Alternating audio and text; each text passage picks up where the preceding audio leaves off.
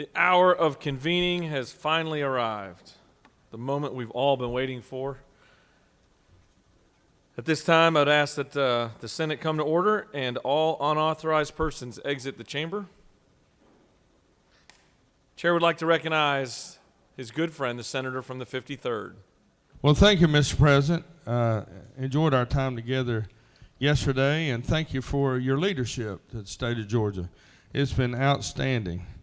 A couple of moments in history. In 1842, American surgeon Dr. Crawford Long, right here in Atlanta, used ether and the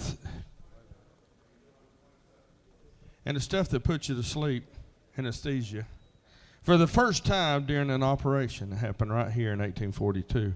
Also in 1981, President Ronald Reagan is shot in the chest outside a Washington, D.C. hotel by John Hinckley Jr., along with two others. A sad day. And today, I think the people running the, wait a minute. Take all the time you need. Okay. You need a teleprompter? I do. I need what's that called when you get somebody outside to help you? The people running Buckhead City group. This is a World Bipolar Day. I think it's very fitting for their leadership. Also, today is National Doctors Day for the several doctors we have in this chamber. And Mr. President, the journal's been read and found to be correct. Wealth of information as always, and can you imagine having your Achilles operation without anesthesia? You have been. Is there objection to dispensing with the reading of the journal? The chair hears none, and the reading of the journal is dispensed with. Is there objection to the confirmation of the journal? The chair hears none, and the journal is confirmed. All senators who have late-breaking ideas, please bring them to the Secretary's desk at this time. Senator from the 37th is never short on ideas. Mr. Secretary, first reading and reference of Senate bills and resolutions, please. Senate Bill 643 by Senator Huff-Stetler of the 52nd, a bill to be entitled an act to amend Title 43 of the OCGA relating to professions and businesses so as to enact the anesthesiologist Health and Human assistant. Services. Senate Bill 644 by Senators Dixon of the 45th and others, a bill to be entitled an act to amend Title 40 of the OCGA relating to motor vehicles and traffic so as to provide for an inspection of Public converted. Safety. Senate Resolution 823 by Senators Miller of the 49th and others, a resolution approving the cost of living adjustment and supplement. Senate Resolution 824 by Senators Ginn of the 47th and others, a resolution recognizing Senator Jeff Mullis and dedicating an intersection in his honor and for the Transportation. Senate Resolution 826 by Senators Kirkpatrick of the 32nd and others, a resolution encouraging any organization that administers or conducts high-risk... Rules. Senate Resolution 832 by Senators Halpern of the 39th and others, a resolution urging Georgia's law enforcement agencies to attain best practices... Rules. Senate Resolution 835 by Senators Halpern of the 39th and others, a resolution creating the Senate Study Committee on Modern Policing Techniques and Practices for Georgia law enforcement agencies and for other purposes. Rules. That completes the order, Mr. President. Mr. Secretary, will you please read reports of standing committees? Mr. President, the Senate Committee on Education and Youth has had in consideration the following legislation and has instructed me to report the same back to the Senate with the following recommendation that House Bill 681 do pass by substitute. Respectfully submitted, Senator Payne of the 54th Chairman. Mr. President, the Senate Committee on Education and Youth has had under consideration the following legislation and has instructed me to report the same back to the Senate with the following recommendation that House Bill 1084 do pass by substitute. Respectfully submitted, Senator Payne of the 54th District Chairman. Mr. President, the Senate Committee on Ethics has had under consideration the following legislation and has instructed me to report the same back to the Senate with the following recommendation that House Bill 1464 do pass by substitute, House Resolution 842 do pass by substitute, and House Bill 923 do pass. Respectfully submitted, Senator Burns of the 23rd District Chairman. Mr. President, the Senate Committee on Health and Human Services has had under consideration the following legislation and has instructed me to report the same back to the Senate with the following recommendation that House Bill 697 do pass by substitute, House Bill 1533 do pass, House Bill 1042 do pass, House Bill 1484 do pass, and House Bill 1304 do pass. Respectfully submitted, Senator Watson of the 1st District Chairman. Mr. President, the Senate Committee on Higher Education has had under consideration the following legislation and has instructed me to report the same back to the Senate with the following recommendation: that House Bill 291 do pass by substitute, House Bill 1043 do pass, House Bill 1319 do pass, and House Bill 1435 do pass by substitute. Respectfully submitted, Senator Tibbins of the 37th District, Chairman. Mr. President, the Senate Committee on Insurance and Labor has had under consideration the following legislation and has instructed me to report the same back to the Senate with the following recommendation: that House Bill 389 do pass by substitute and House Bill 1045 do pass by substitute. Respectfully submitted, Senator Burke of the 11th, Chairman. Mr. President, the Senate Committee on Judiciary has had under consideration the following legislation and has instructed me to report the same back to the Senate with the following recommendation: that House Bill 272 do pass by substitute, House Bill 322 do pass by substitute, House Bill 397 do pass by substitute, House Bill 916 do pass, House Bill 974 do pass by substitute, House Bill 1092 do pass by substitute, House Bill 1274 do pass by substitute, and House Bill 1391 do pass. Respectfully submitted, Senator Strickland of the 17th District, Chairman. Mr. President, the Senate Committee on Regulated Industries and Utilities has had under consideration the following legislation and has instructed me to report the same back to the Senate with the following recommendation: that House Bill 1424 do pass by committee substitute. Respectfully submitted, Senator Cowser of the 46th District, Chairman. Mr. President, the Senate Committee on Rules has had under consideration the following legislation and has instructed me to report the same back to the Senate with the following recommendation: that Senate Resolution 324 do pass, Senate Resolution 329 do pass, Senate Resolution 364 do pass, Senate Resolution 383 do pass, Senate Resolution 450 do pass, Senate Resolution 615 do pass, Senate Resolution 638 do pass, Senate Resolution 650 do pass, Senate Resolution 659 do pass, Senate Resolution 741 do pass, Senate Resolution 768 do pass, Senate Resolution 770 do pass, Senate Resolution 773 do pass, Senate Resolution 781 do pass, Senate Resolution 799 do pass, Senate Resolution 800 do pass, Senate Resolution 803 do pass, Senate Resolution 809 do pass, Senate Resolution 818 do pass,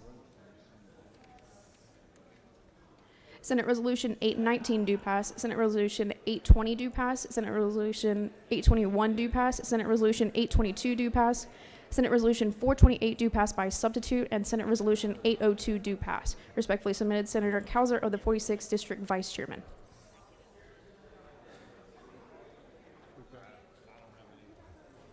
Mr. President, the Senate Committee on Rules has had under consideration the following legislation and has instructed me to report the same back to the Senate with the following recommendation: that House Bill 1183 do pass by substitute. Respectfully submitted, Senator Cowser of the 46th District, Vice Chairman.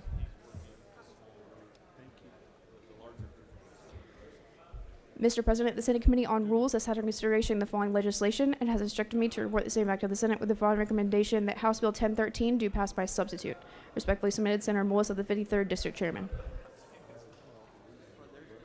Mr. President, the Senate Committee on Special Judiciaries has under consideration the following legislation and has instructed me to report the same back to the Senate with the following recommendation: that House Bill 1352 do pass by substitute. Respectfully submitted, Senator Jordan of the 6th District, Chairman.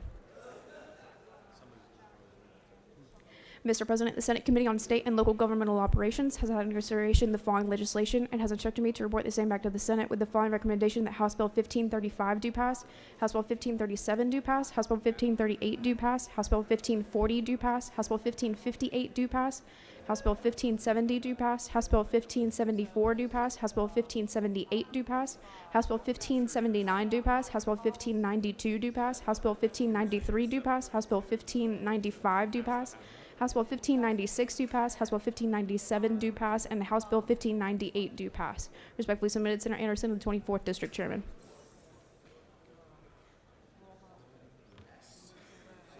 Mr. President, the Senate Committee on Government Oversight has had under consideration the following legislation and has instructed me to report the same back to the Senate with the following recommendation: that House Bill 92 do pass by substitute, House Bill 918 do pass by substitute, House Bill 960 do pass by substitute, House Bill 1182 do pass, and House Bill 1335 do pass. Respectfully submitted, Senator Harbert of the 16th District, Chairman. That completes the order, Mr. President. Mr. Secretary, will you please read bills and resolutions for the second time?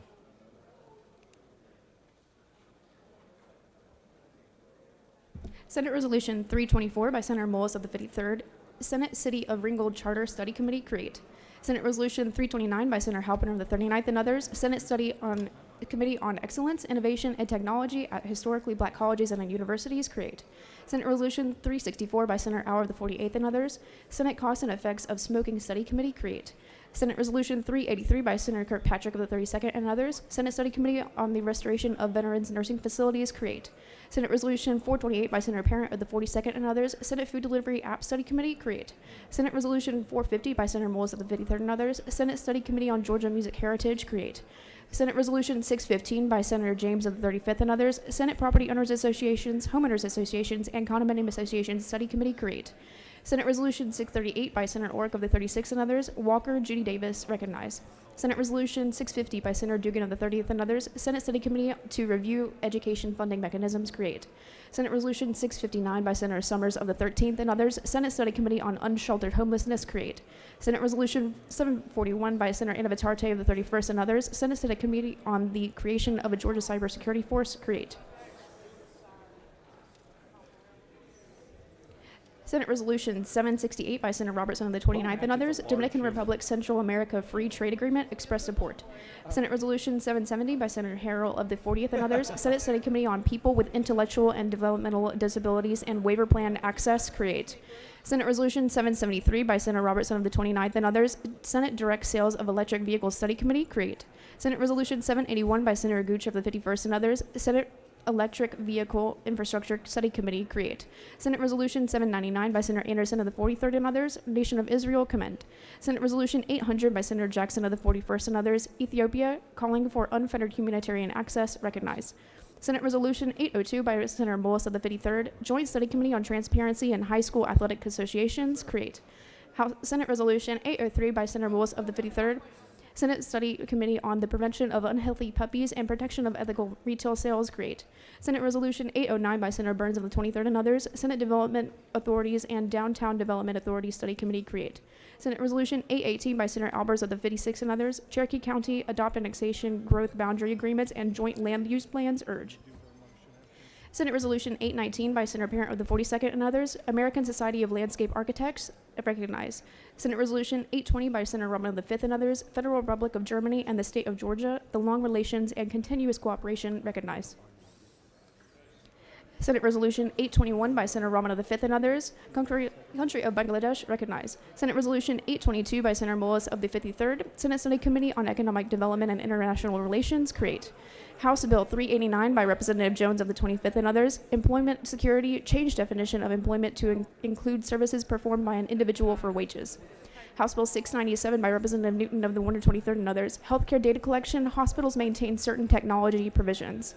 House Bill 916 by Representative Leverett of the 33rd and others. Superior and State Court Appellate Practice Act, enact. House Bill 923 by Representative Oliver of the 82nd and others. Local government developmental authorities cap the per diem allowance available to directors.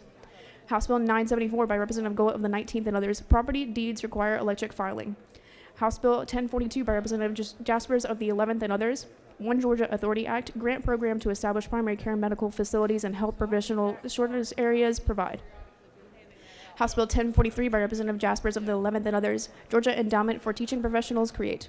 House Bill 1045 by Representative Gaines of the 117th and others. Workers' compensation, dissolution of subsequent injury trust fund, extend time period.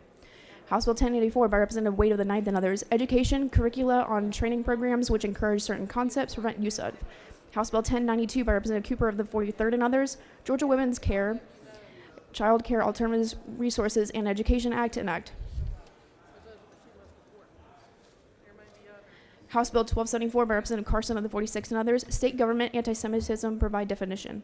House Bill 1304 by Representative Hawkins of the 27th and others. Georgia Caregivers Act, and create. House Bill 1319 by Representative Werkheiser of the 157th and others. Georgia Student Finance Authority, provide for Georgia LEO scholarship grant. House Bill 1352 by Representative Smith of the 133rd and others. Property, provide for handling of certain wills. House Bill 1391 by Representative Gunter of the 8th and others. Criminal procedure, compensation for public defenders and assistant public defenders, revise. House Bill 1424 by Representative Powell of the 32nd and others.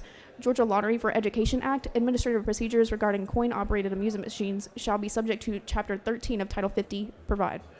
House Bill 1435 by Representative Martin of the 49th and others. Education, needs-based financial aid program, include eligibility for students with a financial aid gap. House Bill 1464 by Representative Burchett of the 176th and others. Georgia Bureau of Investigation, original jurisdiction to investigate election fraud and election crimes, provide. House Bill 1484 by Representative Hawkins of the 27th and others. Social Services, 3-year pilot program to provide coverage for the diagnosis and treatment of PANDAS and PANS under Medicaid, provide. House Bill 1533 by Representative Newton of the 123rd and others. Professions and businesses, professional programs that address career fatigue and wellness, and healthcare professionals are not obligated to report to licensing boards except in certain circumstances, provide. House Resolution 842 by Representative Cantrell of the 22nd and others. Georgia General Assembly established standard salary for senators and representatives equal to 60% of median household income. House Bill 918 by Representative Chokas of the 138th and others. Georgia Rare Disease Advisory Council, provide establishment.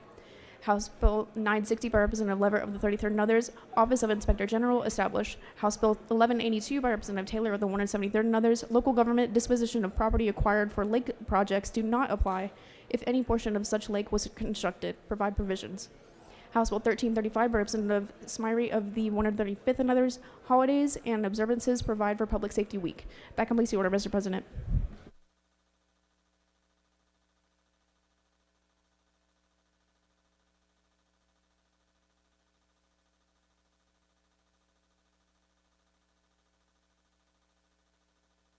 For what purpose does the senator from the 39th rise? Good morning, Mr. President. I ask unanimous consent for SR 836 to be read the first time and referred to committee.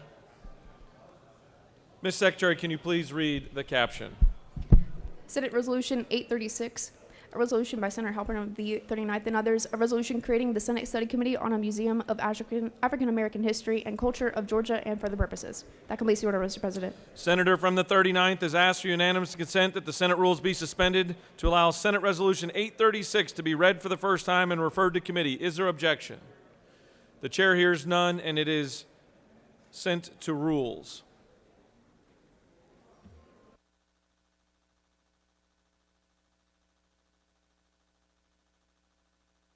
All right, it's now time for our morning roll call. It's now time for morning roll call. The chair would like to recognize the senator from the 33rd for a motion to excuse.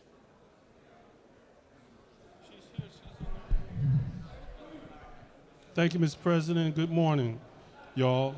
I ask for unanimous consent to excuse the senator from the 22nd, 42, 43, and 55. Without objection, the senators from the 22nd, 42nd, 43rd, and 55th are excused. Chair recognizes the senator from the 38th. Mr. President, I ask for unanimous consent to excuse the senator from the 34th for business inside of the Capitol. Without objection, the senator from the 34th is excused. Are there any additional motions to excuse? The chair sees none. The secretary will call the roll. Senators, signify your presence by voting the yea switch. The secretary, you got to push the button. Chair recognizes the senator The 23rd. from the 23rd. 23rd. Mr. President, I ask unanimous consent to excuse the senator from the 31st. 31st. Without objection, the senator from the 31st is excused. The secretary will call the roll of senators. Signify your presence by voting the yea switch. The secretary will unlock the machine.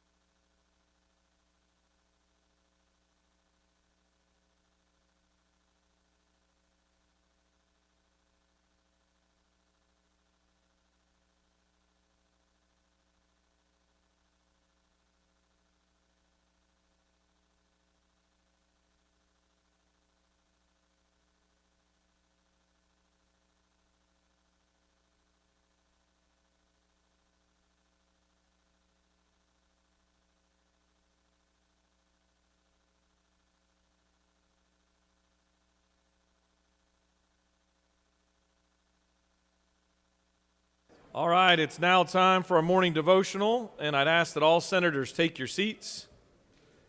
And as always, please cease all audible conversations. Doorkeepers, secure the chamber before the senator from the 20th can get out.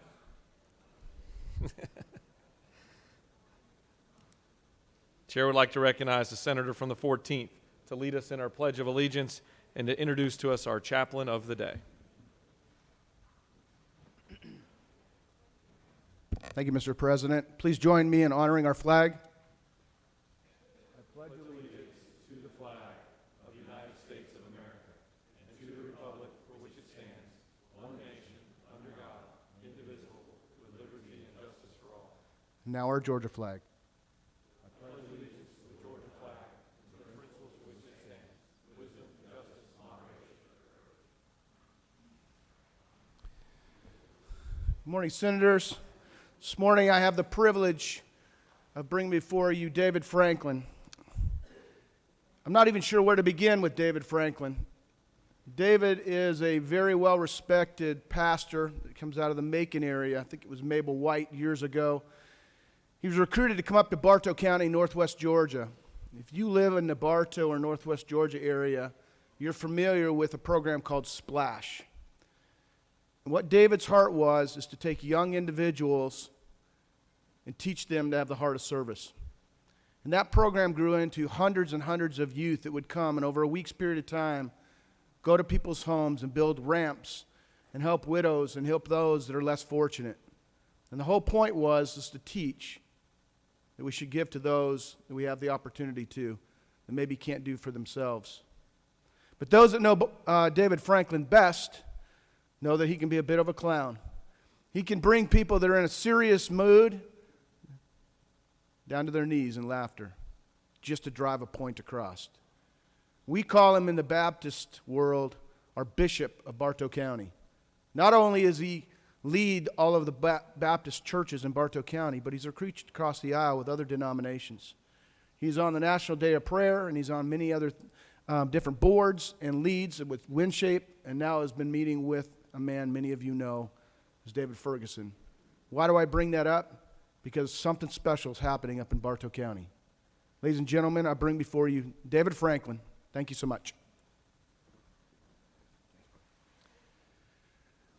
August 31st, 1803, Captain Meriwether Lewis and William Clark, Lieutenant William Clark, set out with the core discovery, having been commissioned by Thomas Jefferson, President of the United States, to go find the western waterway from all the way to the Pacific Ocean.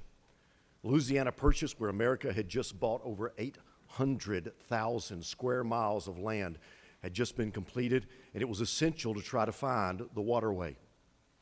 Went up the Mississippi in canoes, because at that time, that's what America was. We were river rats.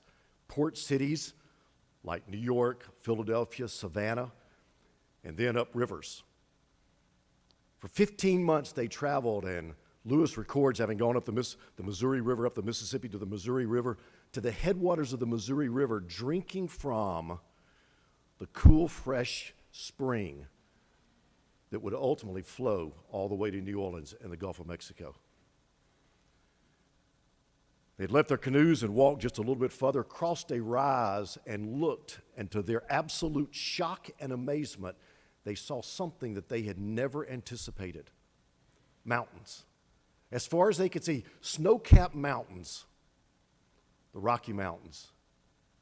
They had made, as everybody before them had made, this assumption that what lay before them is what lay behind them. Because as they crossed that ridge and saw those mountains, they realized they had run out of water. They were off the map. What was before them wasn't what was behind them. And they had to go from river rats to now they had to turn into mountain men. Because everything that they had been trained to do with canoes, all their equipment, all of their stuff, all their training was now obsolete. I want to challenge you to think today, guys, 2022, we're off the map. Been through a pandemic, social unrest, political unrest. You go through all kinds of things. And what's in front of us is not what's behind us. And if we do, well, Lewis and Clark, you got to give these guys credit. They did something absolutely radical. They made the transition from being river rats to mountain men. Started connecting with Indians, and they got horses, and they went all the way across the mountains, the Rocky Mountains, to the Pacific Ocean, and then back. Took them 3 years. Got back in September of 1806. Now, why do I use that? There's a futurist, part of the National Institute of the Future, Bob Johansen. He says this: it used to be that all things in society from the beginning were fairly stable and predictable. Things changed constantly, but it was a slow change. But he said in this last generation, all of a sudden we've gone to volatility, we've gone to ambiguousness, we've gone to this reality that things are changing so fast that we can't keep up with it. Now, the easiest thing to do is to quit and throw your hands up and say, oh man, this is too much. But you know what? That's not what leaders do. Lewis and Clark, you got to give them credit. They came together, the core of discovery, that group of men, they brought them together, and instead of quitting and going back and telling Jefferson, hey, we ran out of water, no, they came together and made changes necessary to continue moving forward. What they did was they focused on the mission. What were we sent here to do? And I want to challenge y'all, you got into this world of service for a reason. And what's your mission?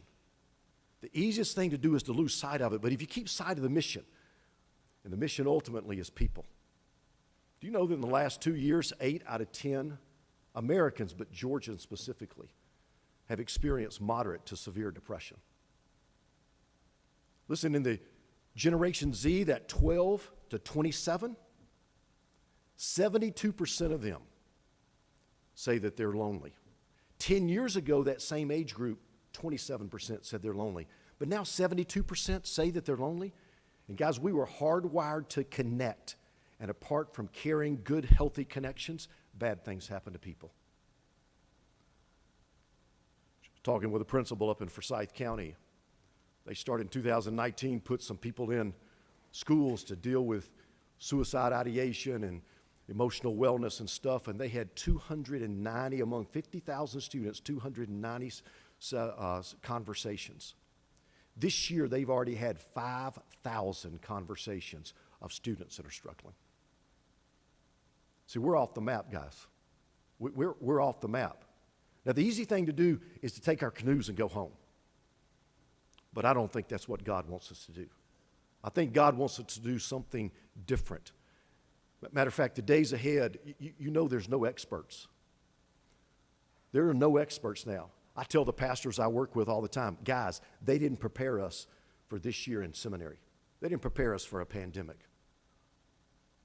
Matter of fact, all the training that I had and all that kind of education, I'm telling you, it's obsolete all of a sudden. The question is, what are we going to do? Are we going to take our stuff and go home? Or are we going to do like Lewis and Clark and figure it out? And go from being river rats to mountain men who go figure out how to get the job done. Lewis and Clark did it. The one thing it took was it took them working together. That team that they had to work together. Because I want to make a proposal for you. The days ahead are not going to be like the days behind. And the days of somehow we've got to come together and work together in a way, because Republicans and Democrats aren't going to, well, that was last year. The days ahead, don't ask me. I'm not the expert. There's not one. There's not conferences you can go to. Tell our pastors, we can't preach our way out of this. Because I'm telling you, the future's bright if we come together and do it's going to take all of us together doing things that are unusual. There's a biblical example of old Jehoshaphat. He woke up one morning, he was king of Israel, and they came to him and says, we're surrounded by this vast army. There's 3 different groups of people that had come together to fight against him. And he'd never been there before, but he called all the people together. They got together, and he called a prayer meeting, And in desperation, his prayer is classic. At the end of it, it says, God, we don't know what to do, but our eyes are on you. Because I'm telling you, part of me sometimes thinks, I wish I'd have been born 10 years earlier. That way I could have retired right about now. But Acts 17:26 says there's an ordained time and a place that a man's to live. And if God's got you alive today in the state of Georgia serving, man up. Quit being a river rat and go be a mountain man or a mountain woman. Working together, we can figure this thing out to make Georgia the best state in the union, but it's not going to happen by us staying where we are, because the days ahead aren't like the days behind. That causes some people to be scared. Not me. I think the future's bright if we work together. Lord, I want to pray for my brothers and sisters. Thank you that they're here to serve. And I want to pray over them and just ask you to bless them with wisdom. And Lord, may they understand the future is not like the past. Lord, give us the heart to serve.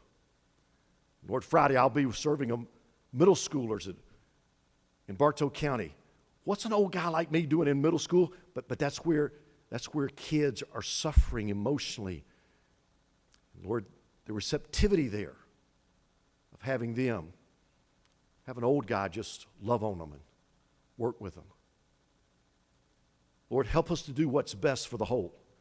Help us to figure it out. We don't know. We acknowledge today, we don't know, but God, our eyes are going to be on you. So Lord, I thank you for this group, and I pray blessings upon them. And I pray, Lord, that the days ahead give us wisdom. I pray this in Christ's name. Amen. Senator Thompson, thank you for giving me the opportunity. Guys, it's an honor to be here. God bless you.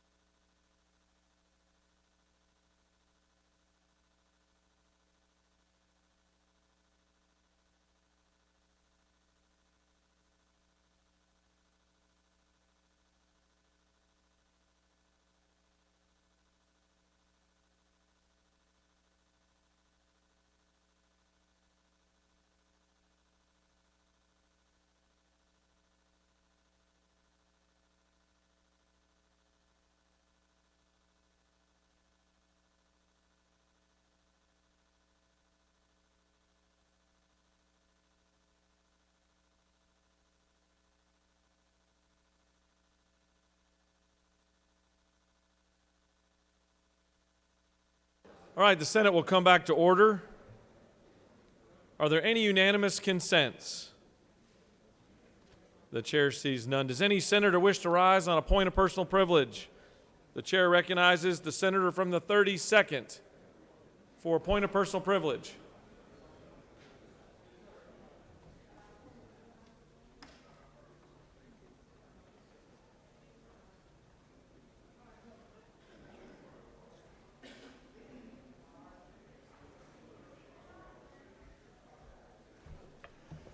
Thank you, Mr. President.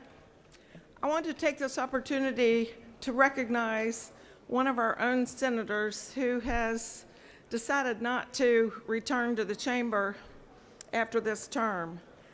The senator from the 3rd was born and raised in Brunswick, Georgia, where she met and married her husband of 60 years, Arlie. They have one child, Leslie, who's with us in the chamber today, 2 grandchildren, Ryan and Nora, and 2 great-grandchildren, Rain and Kylie. The senator from St. Mary's was the national president of the Navy League of the United States from 2003 to 2005. This is the only civilian organization dedicated to supporting the sea services, the U.S. Navy, Marine Corps, Coast Guard, and Merchant Marine. As national president, she was responsible for leading the Navy League's 70,000 members who are dedicated to educating American citizens and elected officials about the importance of sea power. This Georgia native is the first and only woman to hold this position since the League was founded in 1902. She served as National Vice President for Legislative Affairs and aggressively sought support on Capitol Hill and made educating congressional members about the sea services her top priority. She serves as president of the Camden Partnership. The senator from the 3rd has received numerous awards, including the Secretary of the Navy's Distinguished Superior and Meritorious Public Service Medals, the United States Coast Guard's Distinguished and Meritorious Public Service Medals, the 2004 U.S. Armed Forces Spirit of Hope Award, and many others.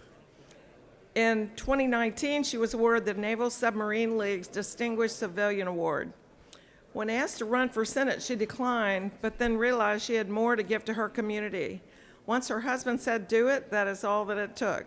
She had planned to run for several more terms, but due to her husband's recent diagnosis, she declined to run again to spend quality time with her husband. We did a resolution earlier, and Senator from the 3rd, if you wouldn't mind coming up here, I'd be delighted to present you with this resolution.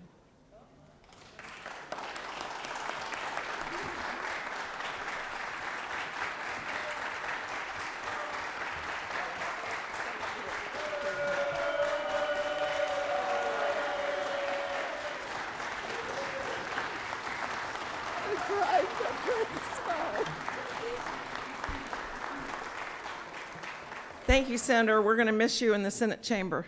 Thank you, Mr. President. I yield the well. We'll go hang out this time next year down at the coast. How's that sound? We're both going to be retired. Chair recognizes the senator from the 35th for a point of personal privilege.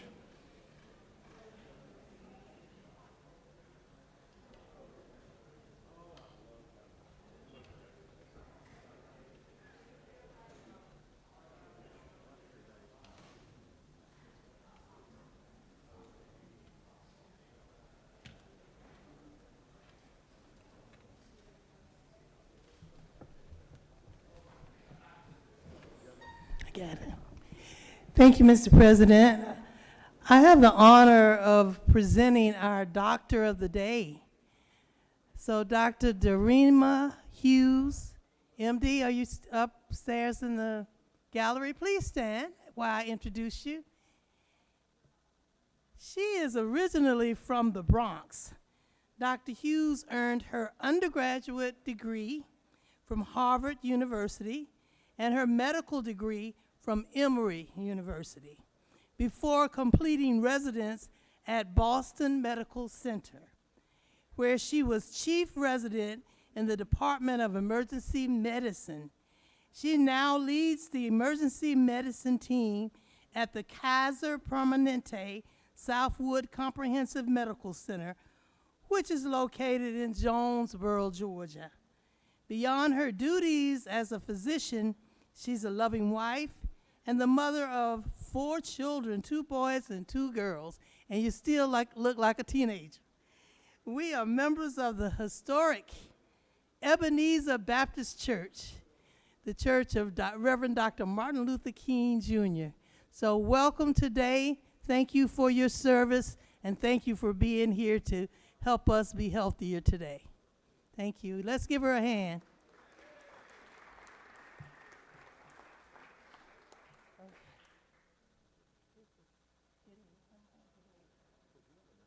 Chair recognizes the senator from the 14th for a point of personal privilege.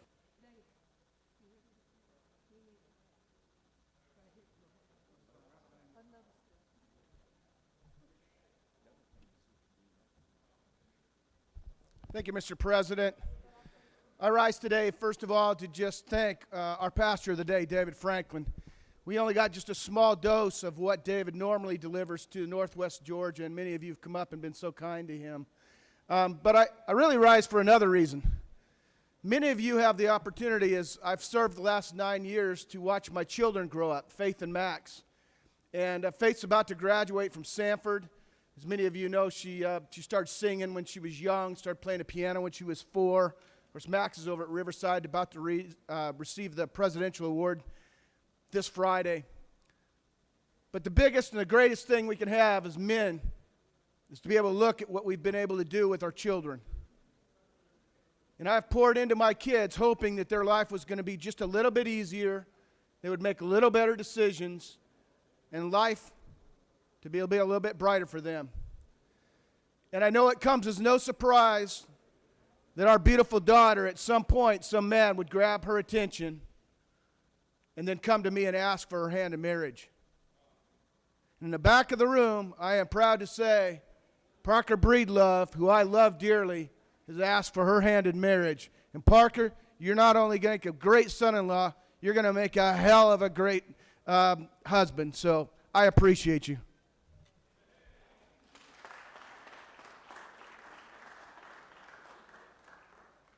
Chair recognizes the distinguished rules chairman for a point of personal privilege.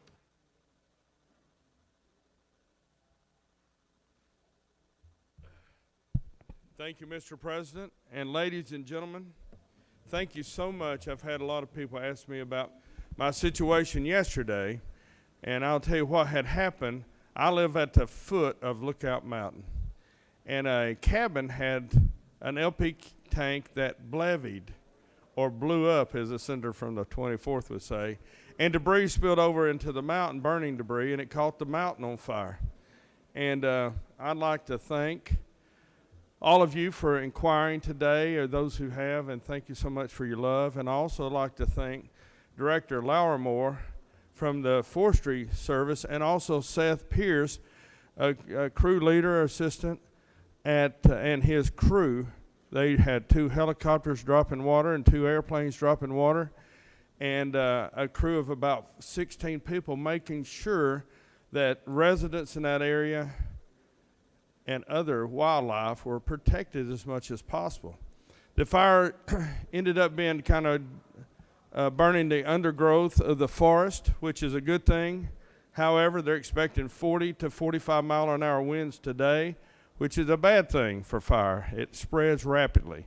But the fire got within 15 yards of my house, and the rock back behind my house kept it from going further.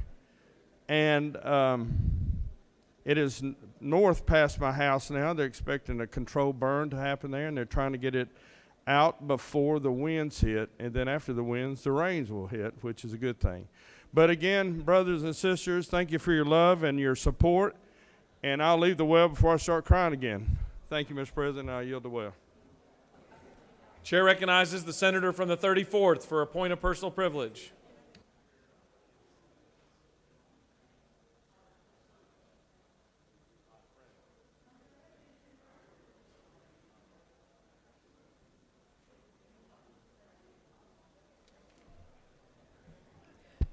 Thank you, Mr. President, members of the Senate. I rise today as a proud mother of a Delta Sigma Theta. That's a sorority that's been in existence for its 109 years of service and recognizing March 2nd of 2022 as Delta Day at the state capitol. And Delta Sigma Theta is a public service organization founded on January 13th, 1913 by 22 visionary collegiate women at Howard University in Washington, D.C.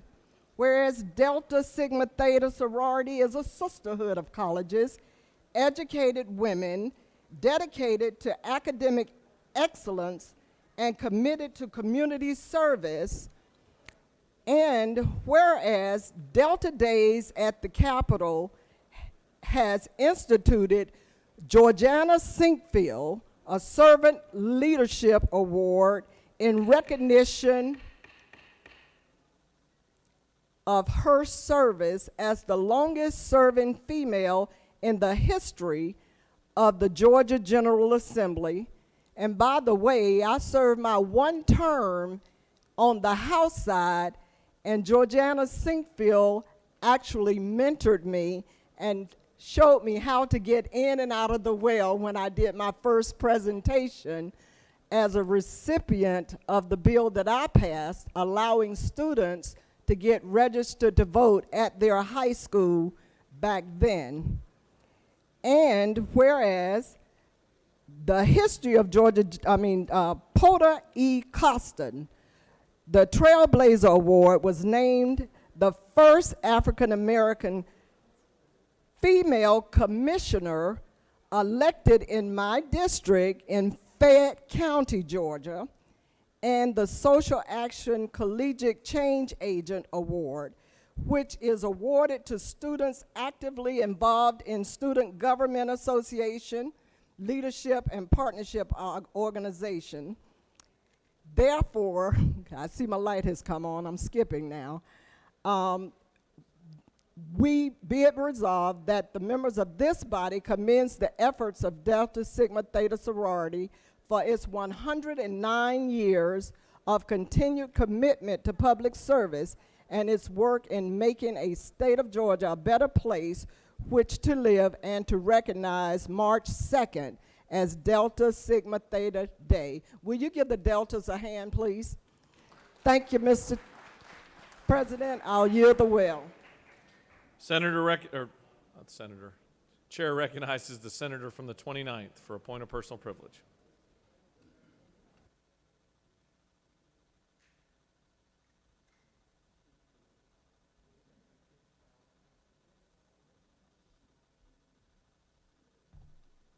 I promise I try to be the good guy. But I want to remind my colleagues in this chamber that every piece of paper, every piece of legislation, every resolution, everything that comes before us is extremely serious, and we should vet it, and we should look at it, and we should understand it. Yesterday, individuals were asked to vote on a resolution to recognize an individual who slipped ecstasy into someone's drink, an individual who, after being charged, stated that unconsciousness is sometimes interpreted as consent, an individual who lost several jobs because of that, an individual who pled guilty and was sentenced to 3 years probation, and the only reason he got 3 years probation is because the victim that was drugged could not absolutely testify to what happened to her when she woke up unclothed. So understand, when we're in here, no matter how good it feels, remember, the men, the women, and the families that put us into these seats expect a standard. And while we're all human and we fail, including the individual I'm referencing, we must always attempt to operate at the highest standard. And that highest standard, especially as we occupy the position of a state senator in the great state of Georgia.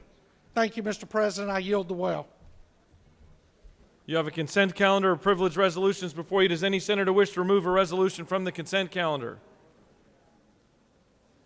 Is there objection to adoption of the resolutions on the consent calendar? The chair hears none, and the resolutions on the consent calendar are adopted.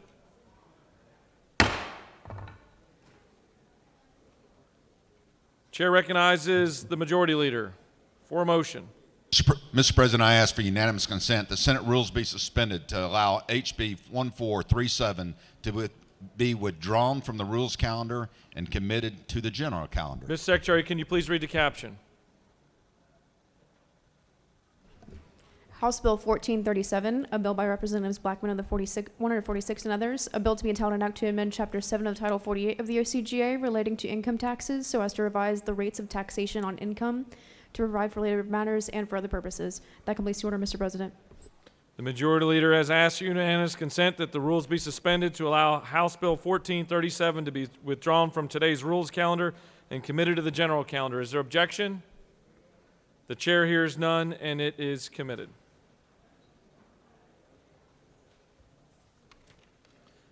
Are there any additional motions to withdraw and commit? You have a consent calendar of local bills before you. Mr. Secretary, are there any objections filed to any bills on the local consent calendar? Mr. President, no objections filed. Is there objection to agreeing with the report of the Committee on State and Local Government, which is favorable to the passage of the bills on the local calendar? The chair hears none, and the report of the committee is agreed to. The question now is on the passage of the bills on the local calendar. All those in favor vote yea, opposed nay. The Secretary will unlock the machine.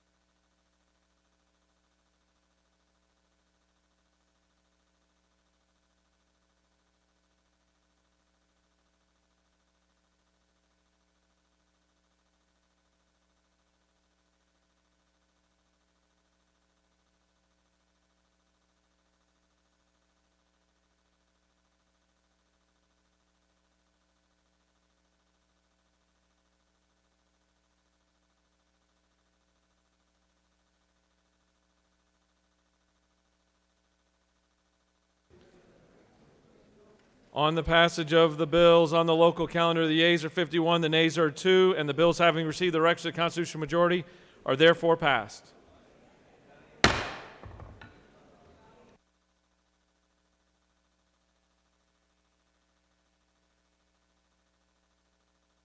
Ms. Secretary, will you please read a privileged resolution, please? Senate Resolution 823, a resolution by Senators Miller of the 49th and others, a resolution approving a cost of living adjustment and supplement for the Secretary of the Senate and for other purposes. That completes the order, Mr. President. Chair recognizes the pro tem to speak to the privileged resolution. Thank you, Mr. President. As the members of this body well know, the Secretary of the Senate's pay scale is set by the body itself. This resolution simply gives the same $5,000 increase as other state Senator, employees. please stand by. If each member in the chamber would take your seats, cease all audible conversations, or exit the chamber. The pro tem is in the well. Proceed. Thank you, Mr. President. As I was saying, this gives the Secretary of the Senate the same $5,000 increase other state employees receive and gives him parity with his counterpart in the House of Representatives. If there are no questions, I will yield the well. You don't appear to have any questions. Thank you, Mr. President. I ask for your favorable consideration. Does any other senator wish to speak for or against the privilege resolution? The chair sees none. Is there objection to adoption of the resolution? The chair hears none, and the resolution is adopted. Thank you for your service.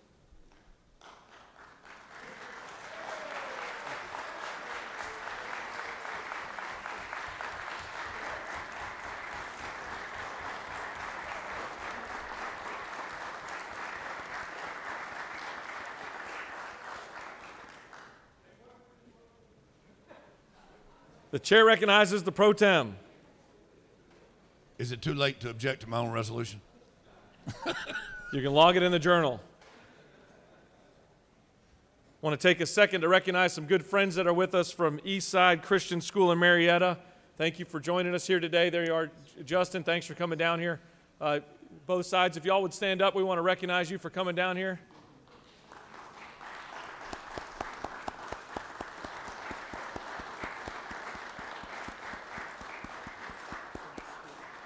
Thank you.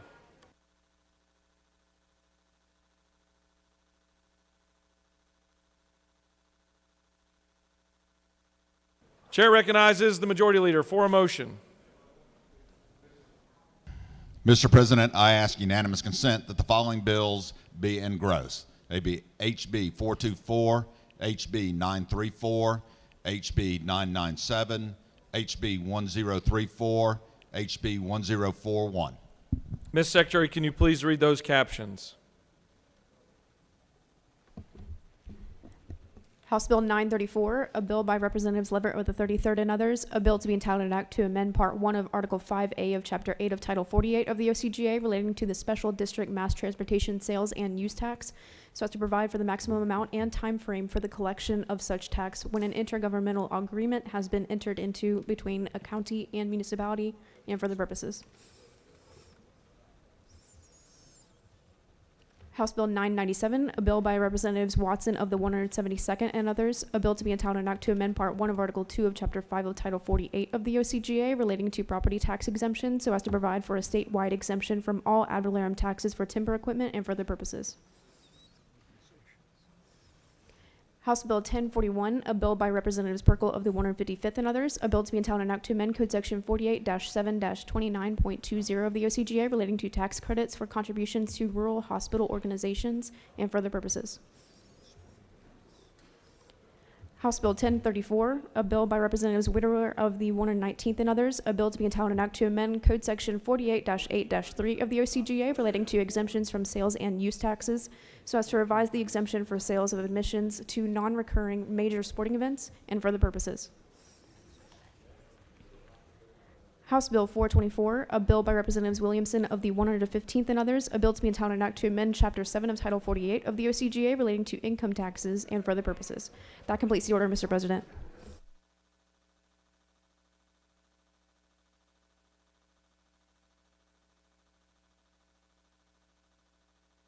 The majority leader has asked for unanimous consent that House Bill 424, House Bill 934, House Bill 997, House Bill 1034, and House Bill 1041 be engrossed. Is there objection? There is objection. Would the majority leader like to speak? He waives. Would the minority leader like to speak to her objection? She waives. All those in favor of engrossing those bills, vote yea. Opposed, nay. The Secretary will unlock the machine.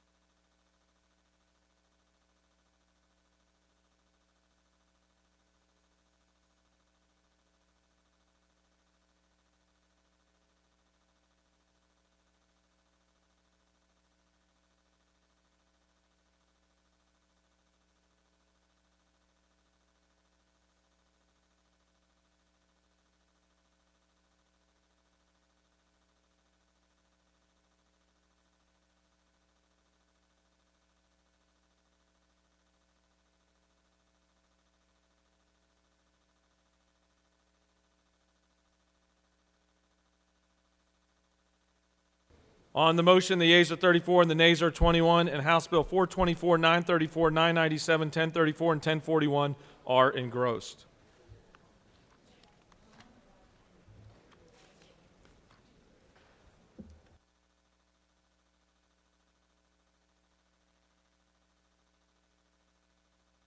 All right, we're now going to move on to the rules calendar. We got here pretty quick. Mr. Secretary, can you please read the caption of House Bill 1183?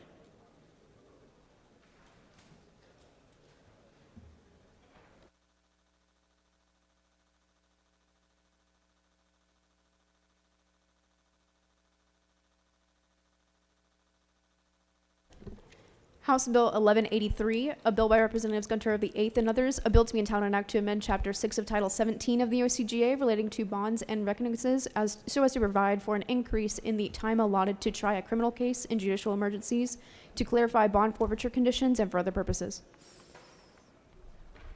Mr. President, the Senate Committee on Judiciary recommends that this bill do pass. Respectfully submitted, Senator Strickland of the 17th District Chairman. By substitute.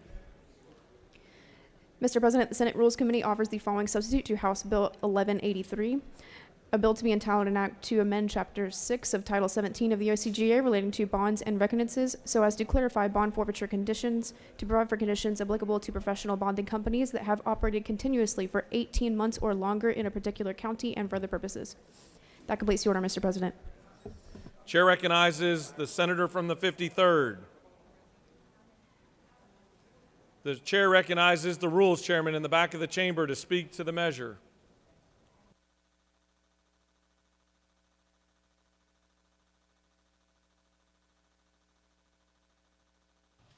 The bonding changes? Huh? Bonding changes. What is it? Bonding changes, so,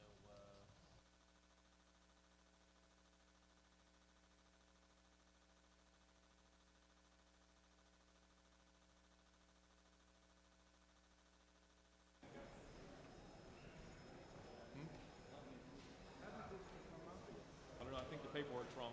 It's Bo Hatchets. Did you call me? Because I don't know anything about it. Chair recognizes the senator from the 50th to speak to the measure. You put your own number on here. Thank you, Mr. President. Today I rise to bring House Bill 1183. This bill does two things. Number one, right now in the state of Georgia, a professional bonds company is required to have money in escrow to help account for bonds that they've posted. Right now that escrow account is capped at 10%. We're going to lower that to 5%. And the reason behind this is because of the backlog of cases with COVID and the exposure and the amount of money that the bonds companies have put in. Number two, the second thing this does is it clarifies the language to align with legislative intent with regards to when you return a principal that did not appear in court. Right now, the way the bill is written is if you brought someone back, you would be charged the full judgment amount plus 5%, which is not the intent. It actually disincentivizes someone from trying to return a principal. So what it does is if you do return the principal, you only have to pay 5% and not 105%. And if there are any questions, I'm happy to yield. You have a question. Chair recognizes the senator from the 17th to your left. Does the senator yield? I do. Senator, I know it's kind of late in session. This is a kind of time in session where communication is key. Would you agree? I would agree with that 100%. Do you further yield? I do. Did you talk to the Rules Chairman before you took this bill from him? We had very long discussions about it, yes. Would you call that pillow talk since y'all are roommates? I yield the well, Mr. President. Senator has yielded the well.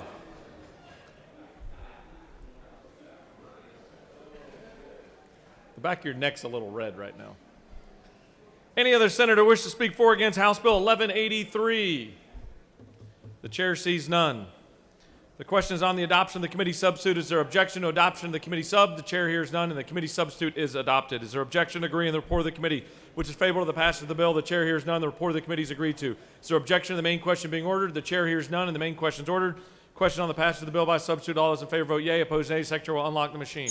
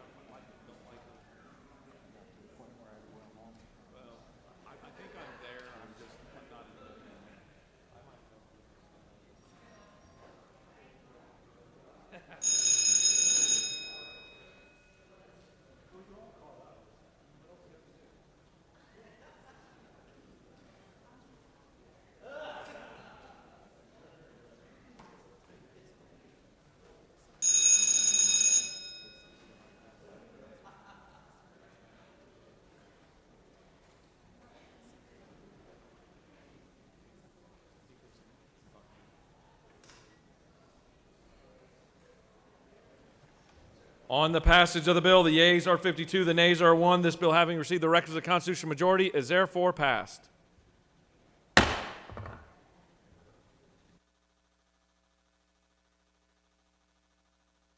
Ms. Secretary, can you please read the caption to House Bill 1276?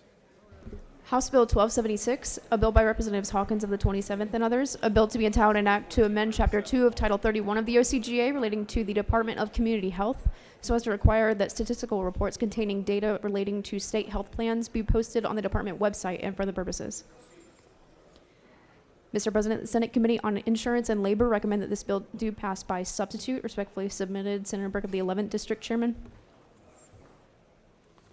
Mr. President, the Senate Committee on Insurance and Labor offered the following substitute to House Bill 1276, a bill to be entitled an act to amend Chapter 2 of Title 31 of the OCGA relating to the Department of Community Health so as to require that statistical reports containing data relating to state health plans be posted on the department website and for other purposes. That completes the order, Mr. President. Chair recognizes the distinguished senator from the 20th to present House Bill 1276.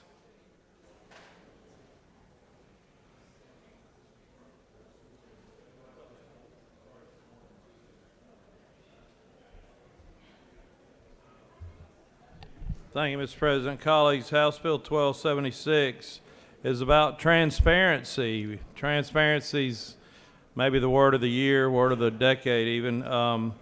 It has to do with the Department of Community Health and the reports the legislature wants to receive from them regarding our state health benefit plans and the contracts with the insurers. The author of the bill worked with the Georgia Association of Healthcare Quality to craft the bill to make sure that it's clear what DCH can provide to the legislature so that we can make improvements to our program going forward.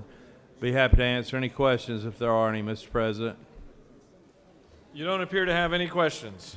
I'd ask for your favorable consideration, and I yield the well. Thank you. Any other senator wish to speak for or against House Bill 1276? The chair sees none. The question's on the adoption of the committee substitute. Is there objection to adoption of the committee substitute? Chair hears none, and the committee substitute is adopted. Is there objection to agree to the report of the committee which is favorable to the passage of the bill? The chair hears none. The report of the committee is agreed to. Is there objection to the main question being ordered? The chair hears none. The main question is ordered. Questions on the passage of the bill by substitute. All those in favor vote yea. Opposed, nay. The secretary will unlock the machine.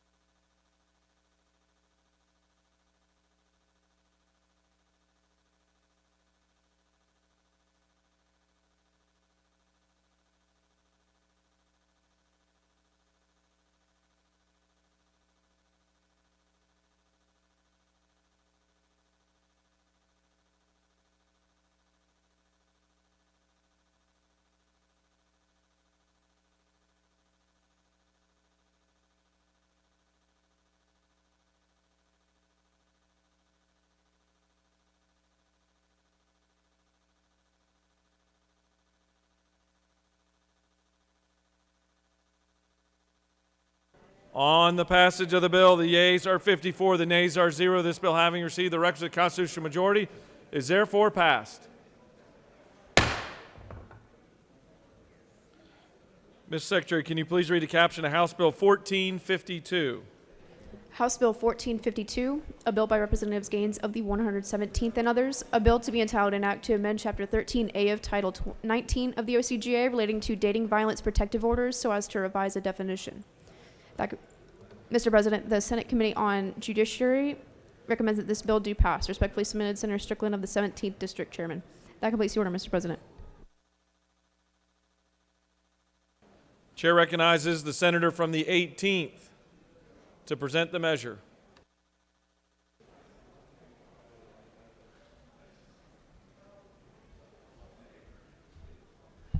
Thank you, Mr. President. Good morning, colleagues. I bring to you this House bill, which is important because it assists victims of domestic violence. Previously, the law required that individuals had to be either married or have a child together to file for a temporary protective order in the event that you had an abusive relationship. We crafted legislation that ensured we protected victims of dating violence recently, while ensuring that we crafted the language in a way that doesn't allow misuse of the statute.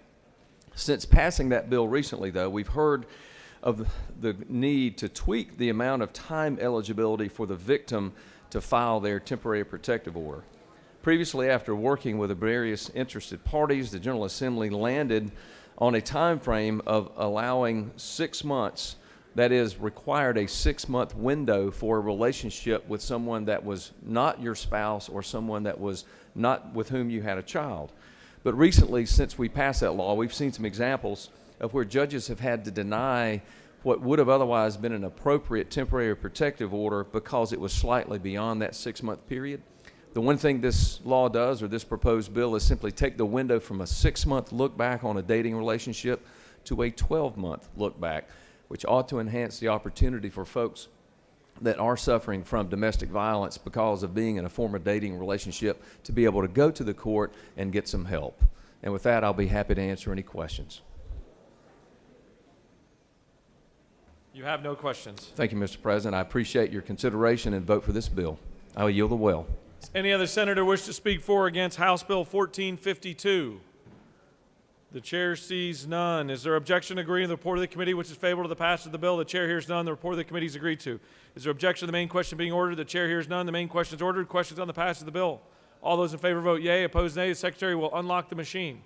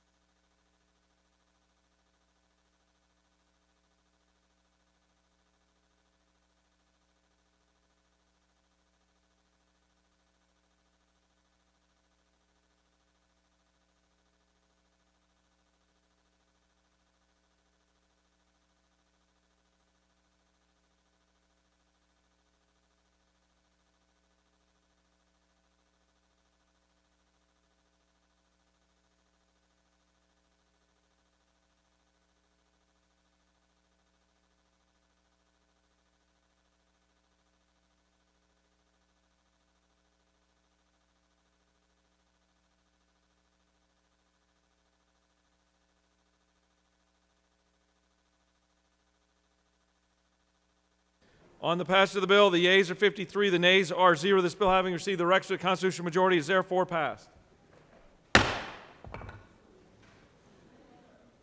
Ms. Secretary, can you please read the caption of House Bill 624? House Bill 624, a bill by Representatives Taylor of the 173rd and others, a bill to be entitled an act to amend Code Section 15-6-2 of the OCGA relating to the number of judges of superior courts, so as to provide for an additional judge of the Superior Court of the South Georgia Judicial Circuit and for other purposes. Mr. President, the Senate Committee on Judiciary recommends that this bill do pass. Respectfully submitted, Senator Strickland of the 17th District Chairman. That completes the order, Mr. President. Chair recognizes the senator from the 18th.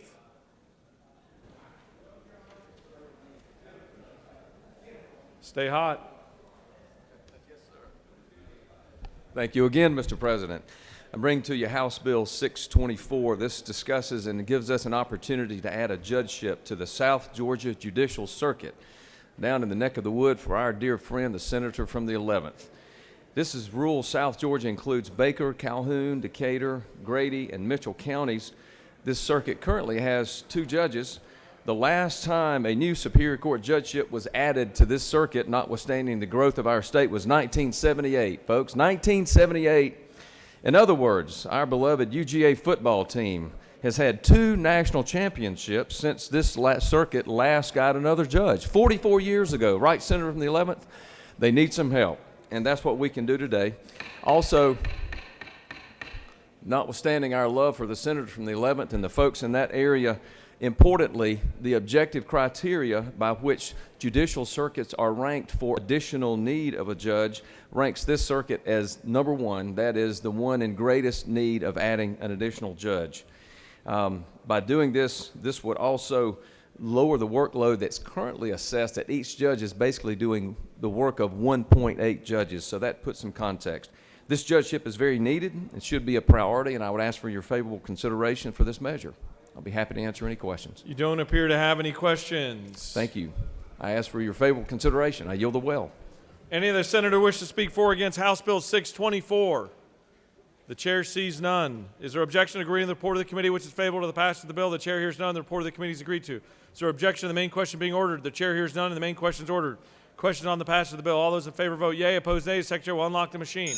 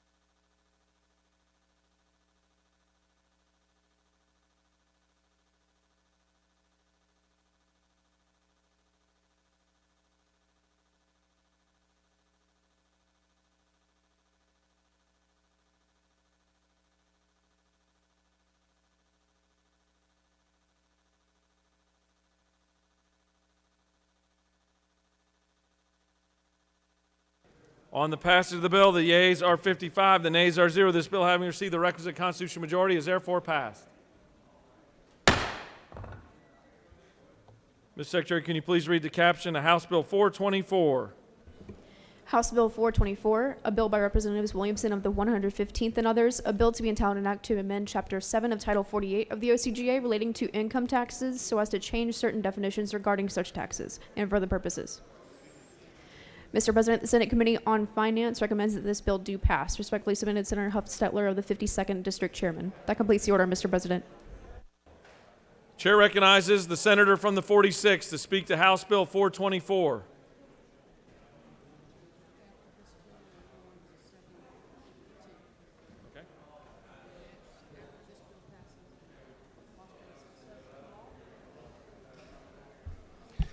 Thank you, Mr. President, ladies and gentlemen of the Senate.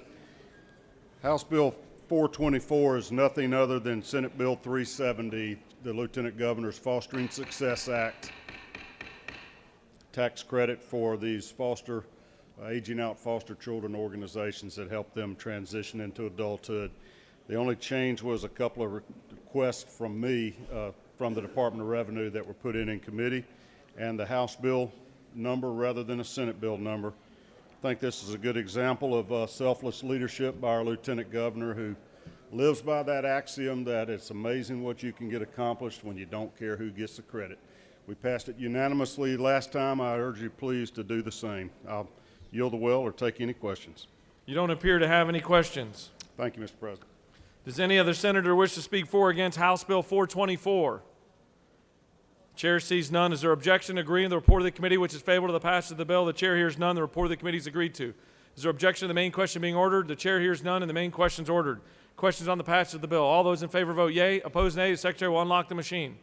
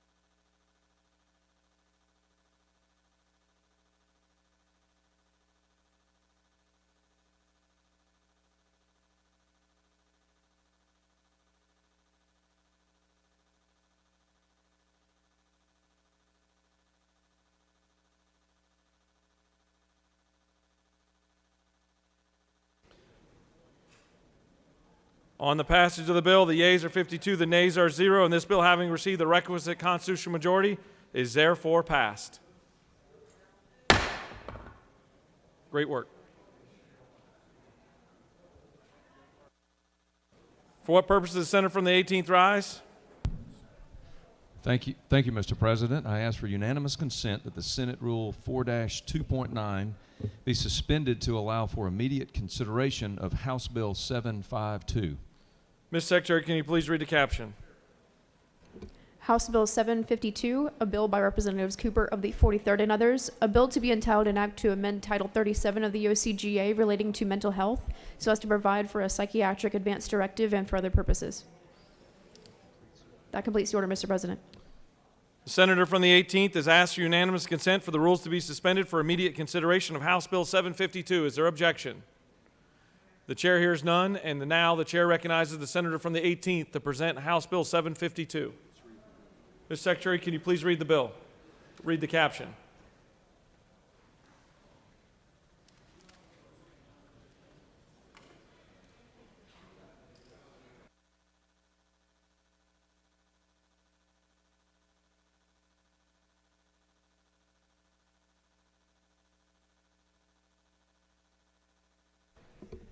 House Bill 752, a bill by Representatives Cooper of the 43rd and others, a bill to be entitled an act to amend Title 37 of the OCGA relating to mental health so as to provide for a psychiatric advance directive, to provide for a competent adult to express his or her mental health care treatment preferences and desires directly through instructions written in advance and indirectly through appointing an agent to make mental health care decisions on behalf of that person and for other purposes.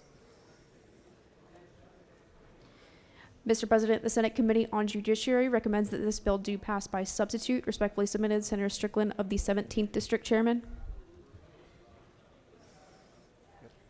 Mr. President, the Senate Committee on Judiciary offers the following substitute to House Bill 752.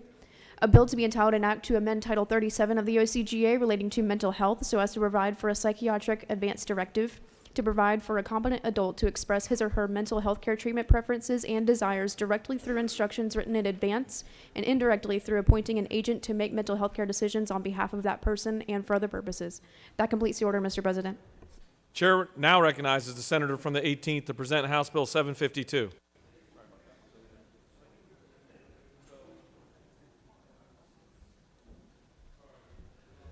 Thank you, Mr. President. My apologies for y'all having to hear from me 3 times before lunch, but this is an important measure, House Bill 752, the Georgia Psychiatric Advance Directive Act.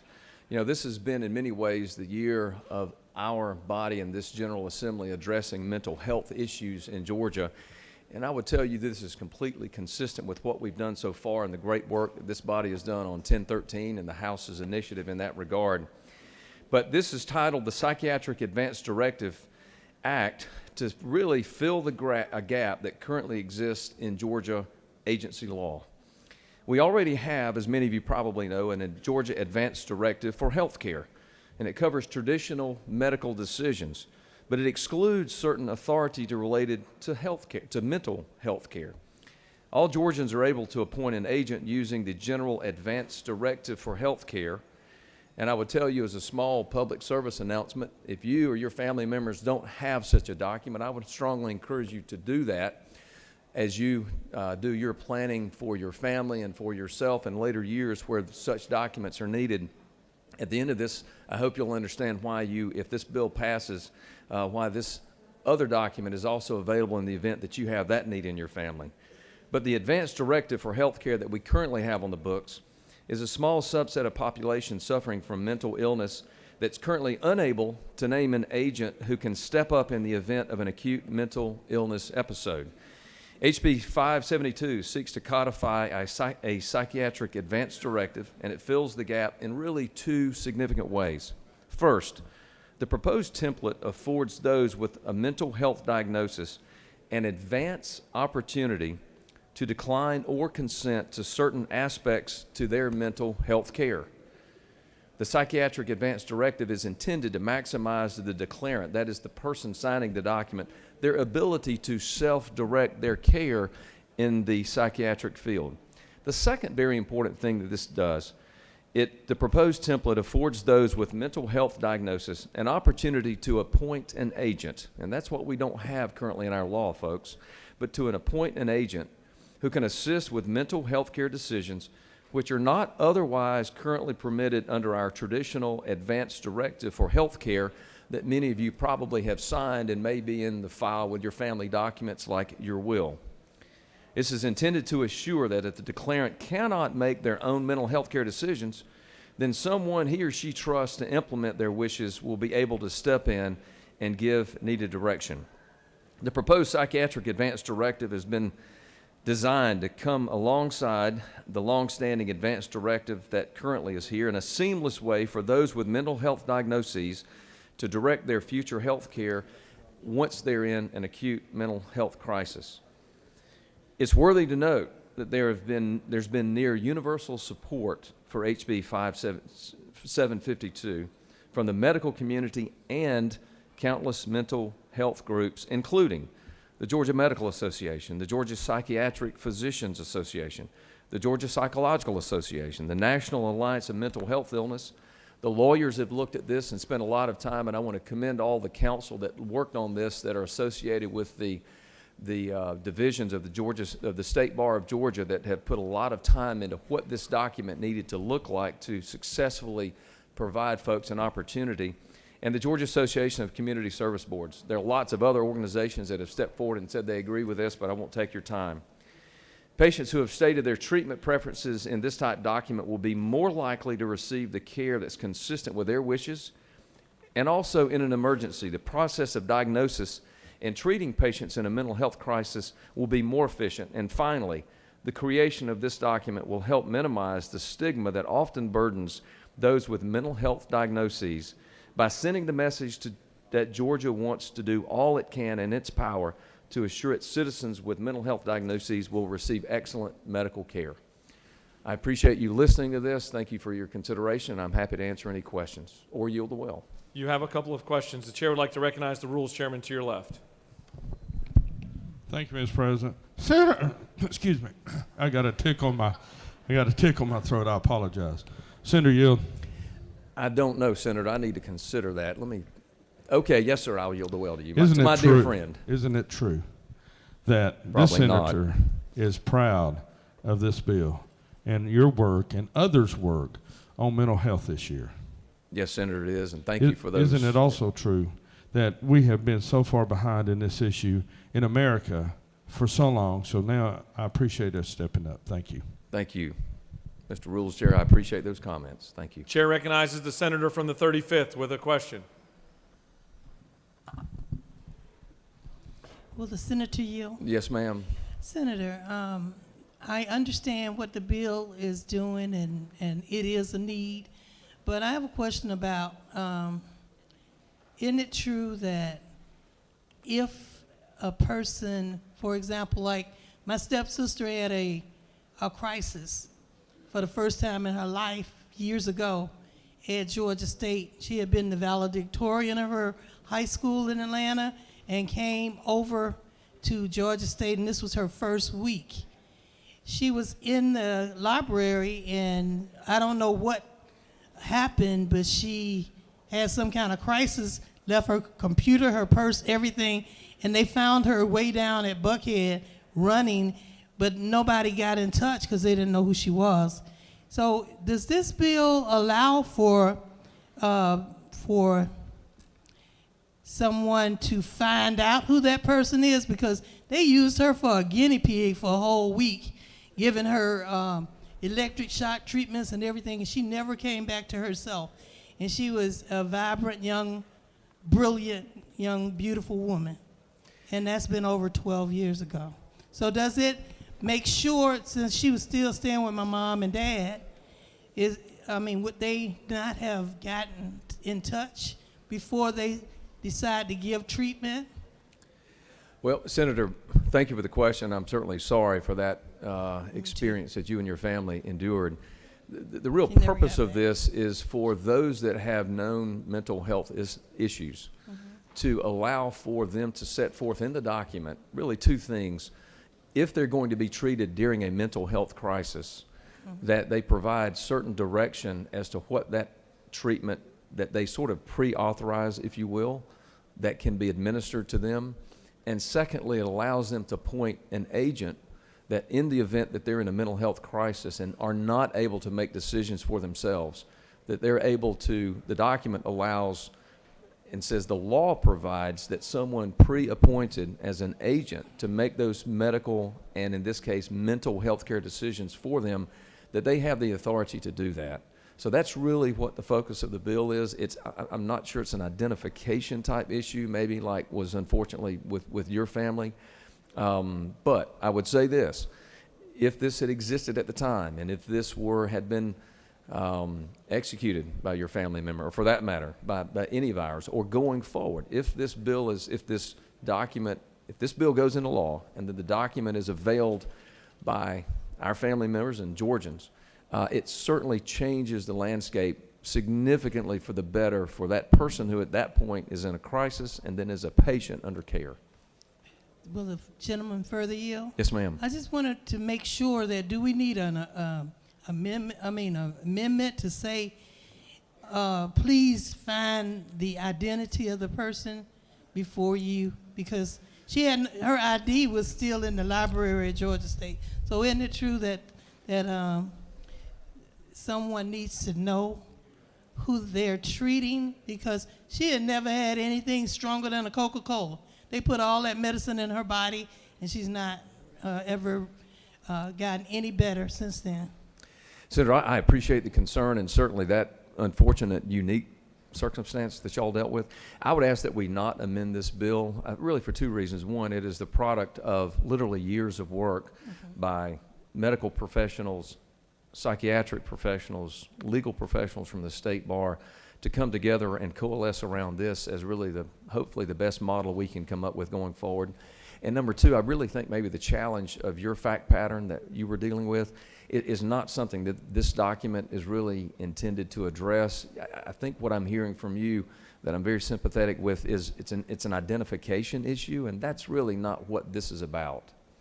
But I appreciate you sharing your concerns. Thank you. Yes, ma'am. Chair recognizes the senator from the 32nd with a question. Thank you, Mr. President. Does Senator yield? I sure do, for my friend from the 32nd. Senator, isn't it true that those of us in the trenches of healthcare who deal with patients with mental illness on a regular basis, at least I did in my past life, frequently would have had great benefit from our patients in a crisis situation having already dealt with what would happen if they got into a crisis situation, that this will be very helpful to the medical community? Senator, I would think so, but you certainly have the expertise and the background and practice area to speak with great authority on that, and I appreciate you sharing that. Chair recognizes the senator from the 29th to your right for a question. Thank you. Does Senator yield? Certainly do. Senator, I want to start out by saying I see the absolute importance of this legislation, and it's a good piece of legislation. Just have a question. Could you look on line 193? I just need some clarification on that line.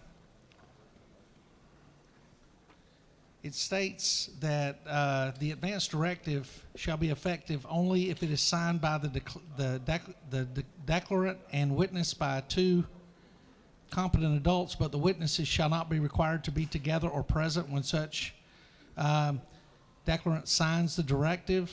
The witnesses shall attest that the declarant is known to them, appears to be of sound mind, not under duress, fraud, or due influence. I'm just curious, not being present, are we talking about Zoom, or are we talking about some other technology that's allowing that?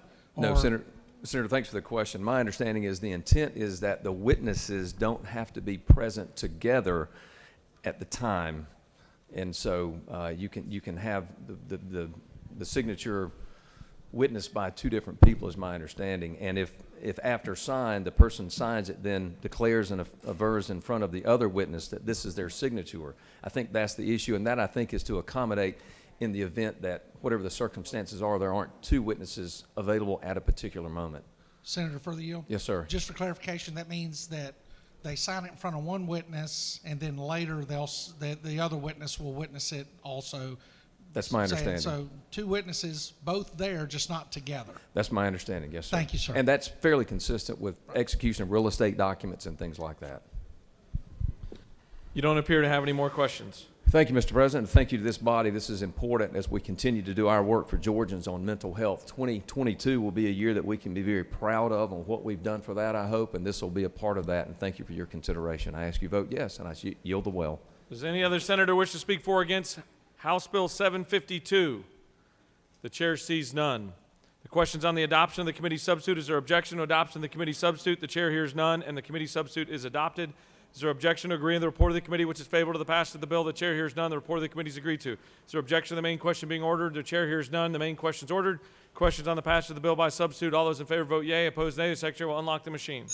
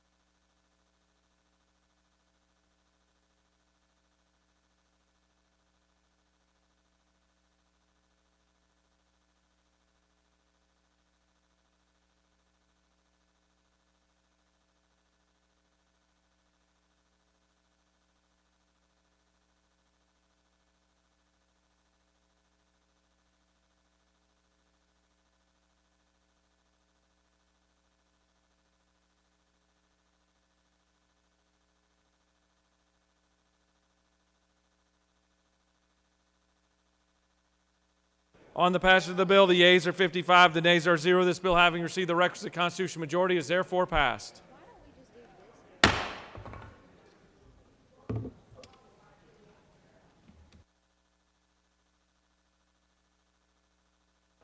Ms. Secretary, can you please read the caption to House Bill 1034? House Bill 1034, a bill by Representatives Widower of the 119th and others, a bill to be entitled an act to amend Code Section 48-8-3 of the OCGA relating to exemptions from sales and use taxes, so as to revise the exemption for sales of admissions to non-recurring major sporting events, to amend the definition of major sporting event to include any match of a FIFA World Cup, and for other purposes. Mr. President, the Senate Committee on Finance recommends that this bill do pass. Respectfully submitted, Senator Huffstetler of the 52nd District Chairman. That completes the order, Mr. President. Chair recognizes the good senator from Roswell to present House Bill 1034.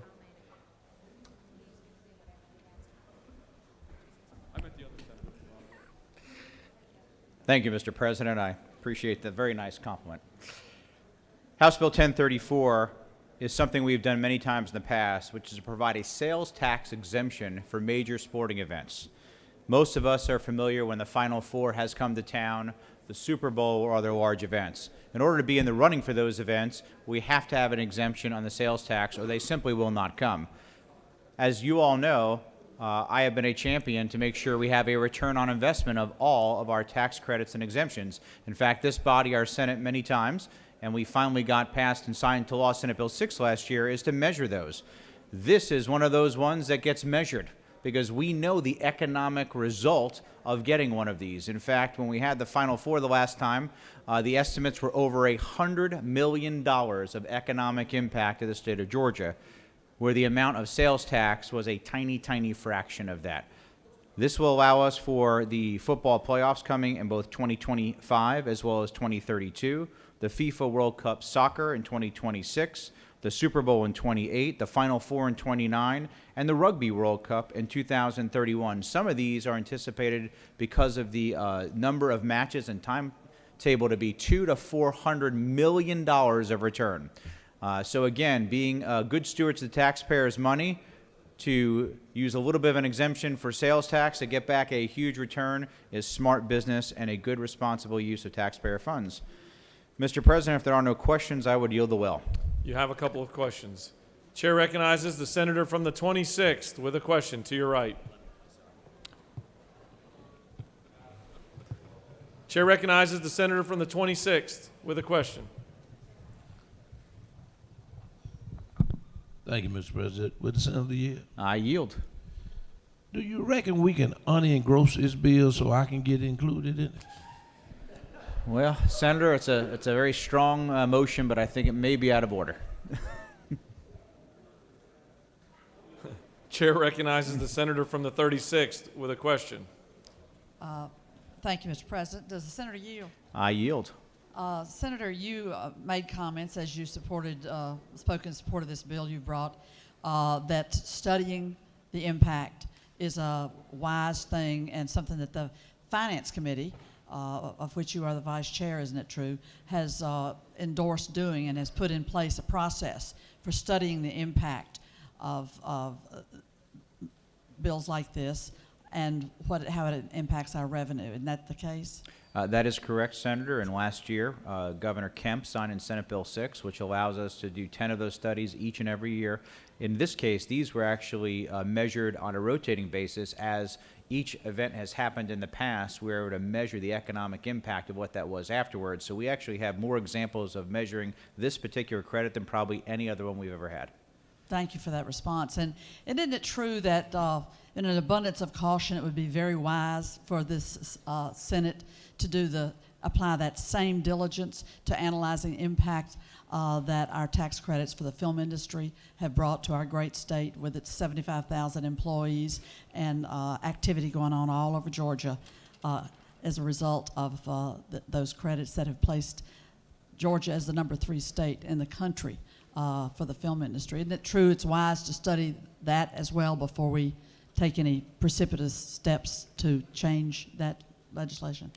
Senator, I appreciate your line of questioning for another bill, but I will just make a blanket statement that I think it is very important that any and all tax credits or expenditures that are made through General Assembly should be thoroughly measured with a return on investment, because we work for the people of Georgia, not for a special interest, and we should make sure they're getting a good return on that investment. And for Thank you. a final question is, isn't it true that I completely agree with you that we need to scrutinize these tax credits for their effectiveness and whether they're serving the best interests of our state?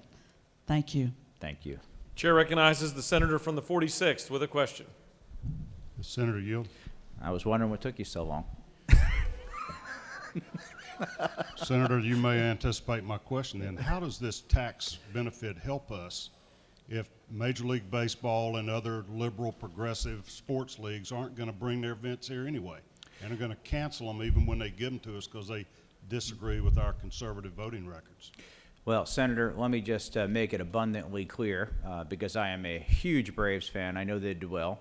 Major League Baseball struck out with integrity last year.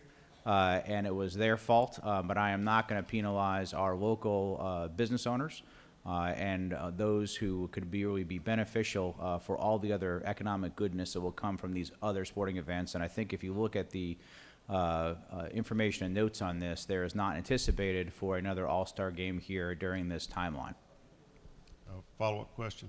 Yes, sir. You have been insistent on a 5-year sunset on bills, apparently other than the ones you present here. Is there a reason why you don't want your 5-year sunset in accordance with Senate finance procedures? Senator, this would be the only bill that I have brought in front of you that didn't have a 5-year or less sunset. However, because these different events go out to 2032, there is a zero-sum gain if we do not get them. So everything that comes to that is a prospective amount of taxes that would come in. So in this case, it's not a true tax credit or expenditure in the sense that we would have normal ones where we'd lay out a certain amount that would be taken from the state treasury without a return on investment. In this case, there is no event and there is no economic goodness that comes out of it unless it happens. And that's why. Thank you. Thank you. You have no more questions. Thank you. I'd ask for your favorable consideration. Does any of the senator wish to speak for or against House Bill 1034? The chair sees none. Is there objection? Agree on the report of the committee which is favorable to the passage of the bill? The chair hears none. The report of the committee is agreed to. Is there objection to the main question being ordered? The chair hears none and the main question is ordered. Questions on the passage of the bill? All those in favor vote yea. Opposed nay. The secretary will unlock the machine.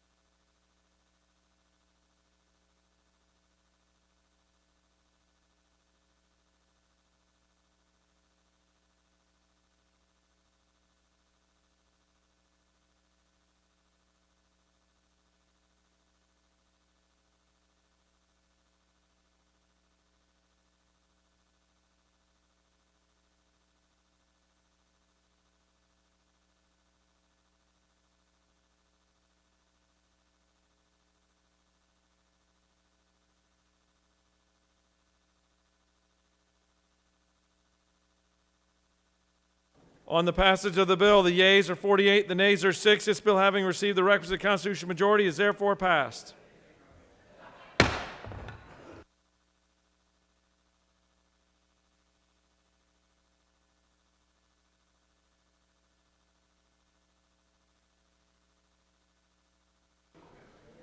Ms. Secretary, will you please read the caption on House Bill 1041? House Bill 1041, a bill by Representatives Perkle of the 155th and others, a bill to be entitled an act to amend Code Section 48-7-29.20 of the OCGA relating to tax credits for contributions to rural hospital organizations, so as to increase the aggregate limit for tax credits for contributions to rural hospital organizations and for other purposes.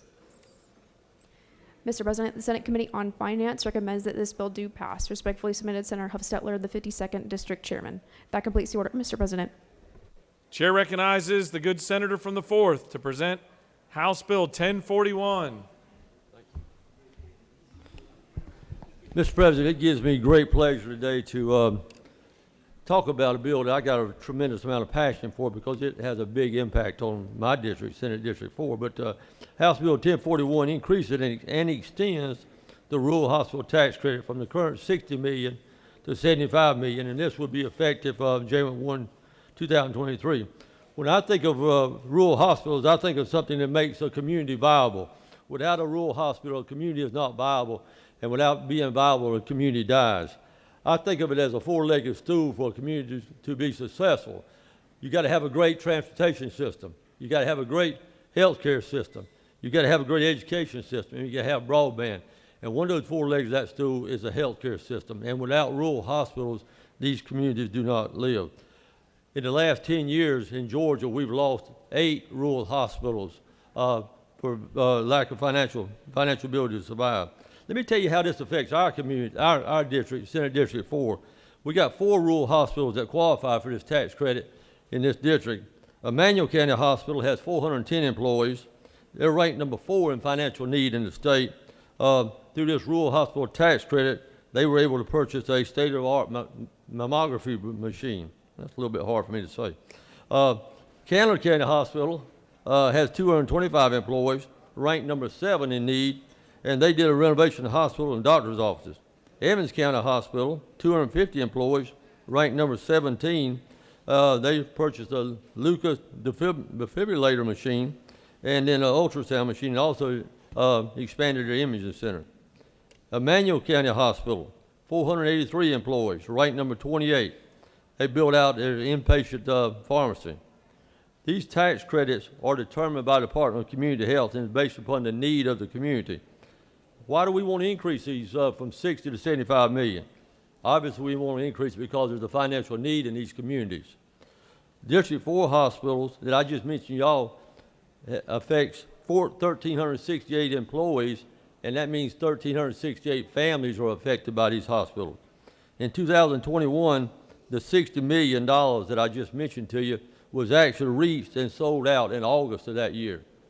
8 months into the program, it was sold out. This year so far, we're 75% ahead on the $60 million as to where we were last year. As you can tell from my passion, I'm a big fan of this because it's a great tool for the rural communities. And I know that Senator Jack Hill and our Lieutenant Governor have been big proponents of this in the past, and I really do appreciate their passion for it. So, in fact, me personally, Joanne and I, we've already made our contribution for 2022, and just ironically, yesterday I received my confirmation back from the state of Georgia. They've accepted it. So please consider voting yes on this important bill. It's a great bill, House Bill 1041. Mr. President, I will yield for any questions. Chair recognizes the good senator from the 11th with a question. Thank you, Mr. President. Do you yield? I do, sir. You mentioned that our great president of this body was a House sponsor back when he had less wrinkles and gray hair. Is that true? Yes, sir, that's true. Okay. Is it also true that another person here that has a lot more gray hair and wrinkles was the Senate sponsor of that bill? And if I remember right, it passed this body after midnight on day 40 when we thought there was no chance for that to happen. the senator knows what he speaks. Thank you. I appreciate what you're doing, Senator. You have no more questions. Thank you, sir. That long night seems like yesterday. Does any of the senator wish to speak for or against House Bill 1041? The chair sees none. Is there objection to agreeing with the report of the committee which is favorable to the passage of the bill? The chair hears none. The report of the committee is agreed to. Is there objection to the main question being ordered? The chair hears none, and the main question is ordered. Questions on the passage of the bill. All those in favor vote yea. Opposed, nay. The secretary will unlock the machine.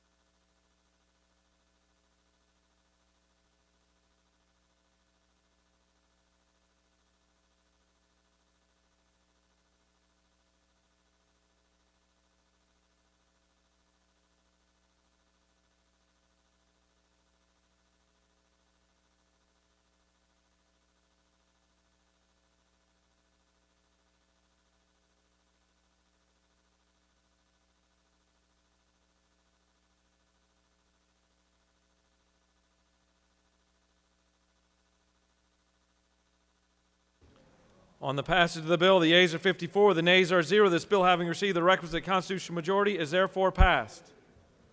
I want to thank the senator from the 4th for your good work on this. Representative Perkle, thank you for your work. And it does feel like yesterday that the senator from the 11th and I worked on this late into the evening. Maybe some would say too late, but it was an amazing night for us to work together as the House and the Senate. But I want to make sure as I exit this body that this body doesn't forget the secret sauce to the rural hospital tax credit is the flexibility that you give the communities to be a part of their solution. We don't try to sit in this building and tell them where to spend those dollars. We allow them to figure out whether it's debt service, employee retention, equipment, services.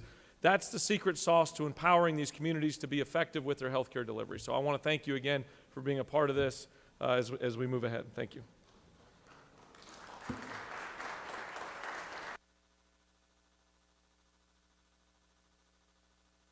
With that, for what purpose does the senator from the 53rd rise? If we're going to take a break, Senator from the 53rd would like to make an announcement.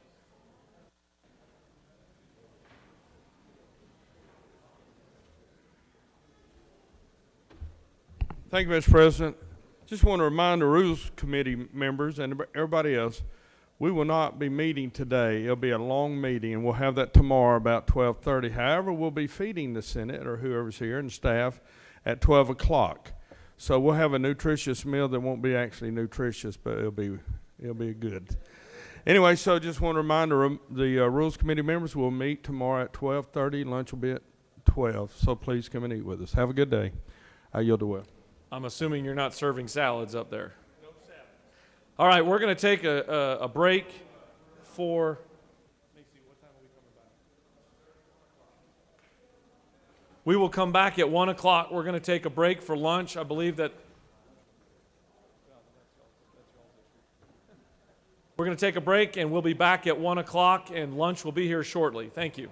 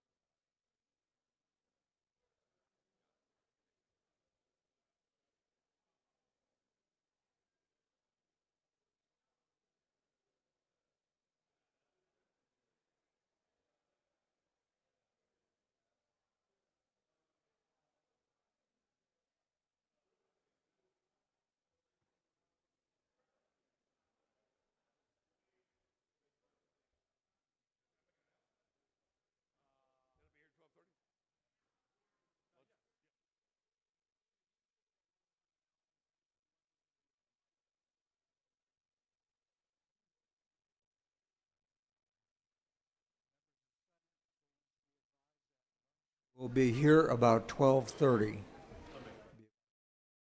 Lunch arrives. Turn this on. Let me do that for you. Hey, y'all, lunch will be here at 12:30.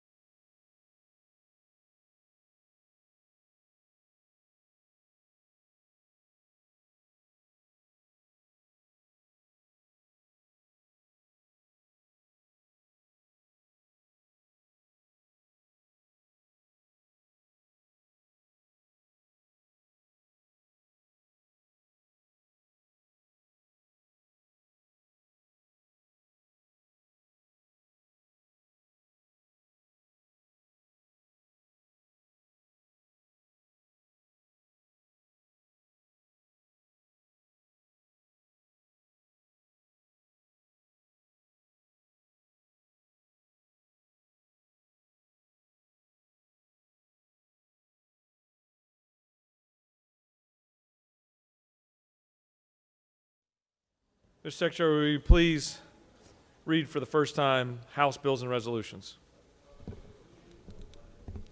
House Bill 1604 by Representative Houston of the 170th, a bill to be entitled an act to amend an act to consolidate all of the laws chartering the city Slow of Adel. go. House Bill 1605 by Representative Workheiser of the 157th, the bill to be entitled an act to amend an act to grant a new charter for the city of Claxton in the county. Slow go. House Bill 1606 by Representatives Clark of the 147th and others, a bill to be entitled an act to authorize the assessment and collection of a technology fee by the probate court of Houston County. Slow go. House Bill 1607 by Representative Bentley of the 139th, a bill to be entitled an act to provide a homestead exemption from the Taylor County School District. Slow go. That completes the order, Mr. President.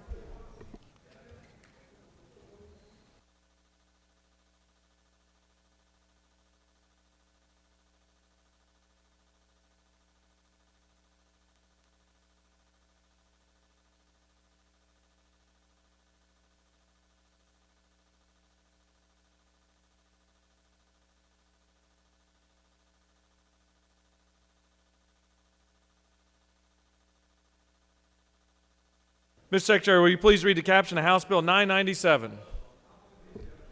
House Bill 997 by Representatives Watson of the 172nd and others, a bill to be entitled an act to amend Part 1 of Article 2 of Chapter 5 of Title 48 of the Official Code of Georgia annotated relating to property tax exemptions as to provide a statewide exemption for all ad valorem taxes for timber equipment and timber products held by timber producers, to provide for a referendum and for other purposes. Mr. President, the Senate Committee on Finance recommends that this bill do pass. Respectfully submitted, Senator Huffstetler of the 52nd District, Chairman. That completes the order, Mr. President.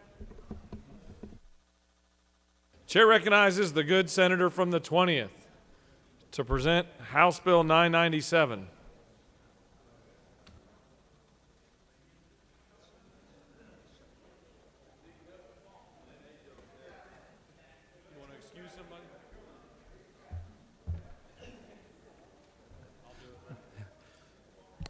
Thank you, Mr. President. Colleagues, I'm proud to tell you, if you don't already know, that Georgia is the #1 state in the nation for forestry. We have the most private timberland in the country. It's a huge economic impact in Georgia. We also, agriculture, as you've heard us say multiple times, is our #1 industry in Georgia, and currently farm equipment, tractors, cotton pickers, planters, all of that is currently exempt from ad valorem tax. This measure simply includes equipment for timber harvesting in the ad valorem tax exemption. It is a ballot question, so it'll be up to the voters of Georgia if they want to allow this. The bill's long overdue to bring equity and relief to our forestry community. Foresters or timber harvesters are seeing, of course, sky-high prices for diesel fuel. They're also challenged with hiring truck drivers for the log trucks, and this measure would go a long way in helping them survive and stay viable and be able to hopefully maybe pay a little bit more for their truck drivers. The bill's simple. It brings parity to our timber producers using harvesting and reforestation equipment, and I urge your support of this measure. It was passed unanimously in the House, and I hope we can pass it unanimously here. Mr. President, I'll be happy to answer any questions. If there are none, I will yield the well. For what purpose does the senator from the 13th rise? Mr. President, appropriate time, will you please excuse the senator, 14th District, outside the Capitol? Without objection, the senator from the 14th is excused. Chair recognizes the majority whip for a question to your left. Will the senator yield? Yes, sir. Isn't it true that it's bad to be the first bill up after lunch? Well, the crowd's trickling in. It can be good, it can be bad. You never know. I hope this is good. Isn't it further true we need 2/3 of the body to vote for this to pass? That is correct, yes, sir. This is a ballot referendum question. Isn't it further true that if senators are still in their offices having lunch, they should hurry to get back down here? The whip knows of what he speaks. Thank you. Chair recognizes the senator from the 4th to your left with a question. Mr. Chairman, you yield? Yes, sir. Would you agree that the Georgia Department of Agriculture treats timber sales as part of their gate receipts, just like they do peanuts, cotton, poultry, so forth, so on. I agree. Yes, sir. Thank you. Yes, sir. Chair recognizes the senator from the 29th with a question. Does the chairman yield? Yes, sir. Mr. Chairman, is it not true that the United States of America is the #1 country for timber production in the world? That's my understanding, Senator. Mr. Chairman, further yield? Absolutely. Is it not true that the state of Georgia is the #1 timber producing state in the United States of America? Yes, sir. And is it also not true that thousands of jobs are created here in our state through timber production that is transported out of our state and sold throughout the United States and around the world for the materials needed for humanity to have proper places to live and work? I appreciate the question. You're absolutely right, Senator. The forestry industry is very, very important to our economy and to the country's economy. Thank you, Senator. Thank you. Do you continue to yield? If you think I need more time. Chair recognizes the senator from the... We got a bunch of questions. Chair recognizes the senator from the 18th with a question. Thank you, Mr. President. Does the senator yield? Yes, sir. Senator, I want to thank you for from Middle Georgia. And thank you for that. And Senator, I want to commend you for bringing this bill. I think it's a great measure. And I would ask, isn't it true that notwithstanding, or in addition to the great contributions that the timber industry makes in our state, that operationally they have really had a tough time in the last few years with regard to labor shortages? Yes, sir. It's been a real challenge. Is it not also true that they have seen skyrocketing costs with regard to insurance coverage and costs like that? Yes, sir. I think a log truck insurance premium is probably about $13,000 a year per truck. And Senator, isn't it true that those numbers have gone up a lot or significantly in the last 24 months alone? Absolutely. And our demand for forest products has gone up with the use of cardboard and paper. And of course, we all remember the shortage of toilet paper we had not too long ago. And Senator, I think as was alluded to earlier, for this measure to pass, we need 2/3 yes votes in this chamber. Is that correct? Yes, sir, and I think that is 38 votes. You beat me to the punch. I was going to ask what that number is to make sure our folks are here to vote for this, and I would support everyone in this chamber to vote yes on your bill. Thank you, Senator. Thank you. And one other point I want to make is foresters are some of the best stewards of our natural resources in our environment. As you all know, trees are great for the environment too. So as we have concerns with carbon and that kind of thing, we want to preserve our forest lands.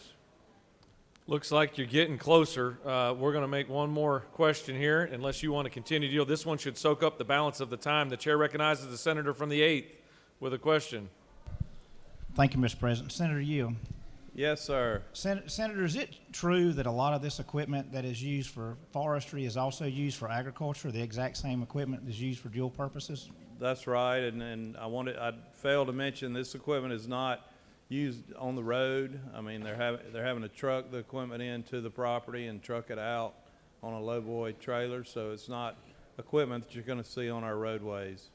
Does the senator further yield? Yes, sir. So, Senator, is it not true also when you look at the forestry industry, and we know that it creates 140,000 jobs in the state of Georgia, and we're the nation's #1 forestry state, is it not also true that Georgia, every state that touches Georgia, those loggers are able to haul more heavier loads on the roads than what we allow here in Georgia? Yes, sir. I think you're correct. So could it not be said then, Senator, that this is a measure, this body has tried a lot of times to help our loggers in the timber industry in that regard, and we failed, but this is one way that we can help the timber industry in such a manner where we fail in another regard, we can help hopefully make them competitive to neighboring states. That's a good point, Senator. Thank you. Okay. Thank you, Mr. Chair recognizes the pro tem to your left. Mr. President, I hate to impose on the senator from the 8th time. Can we move to the previous question? Does the senator continue I to yield yield? the well. He I'd yields ask the for your well. favorable consideration. Thank you. That motion is not accepted at this time. Does any other senator wish to speak for or against House Bill 997? For what purpose does the senator from the 37th rise? I was going to question the presenter of the bill if there's any material difference in timber harvesting equipment and grading equipment. I'm sure the gentleman will make himself available over here. Any other senator wish to speak for or against House Bill 997? The chair sees none. Is there objection to agreeing to the report of the committee which is favorable to the passage of the bill? The chair hears none. The report of the committee is agreed to. Is there objection to the main question being ordered? Chair hears none. The main question is ordered. Questions on the passage of the bill. All those in favor vote yea. Opposed nay. Secretary will unlock the machine. For what purpose does the senator from the 36th rise? Parliamentary inquiry. State your inquiry. Isn't it true, Mr. President, that the timber industry and those who are growing a stand of timber in Georgia encompasses many, many income levels, both large, medium, and small landowners? Is that not the case? I'm certain the senator knows of what she speaks.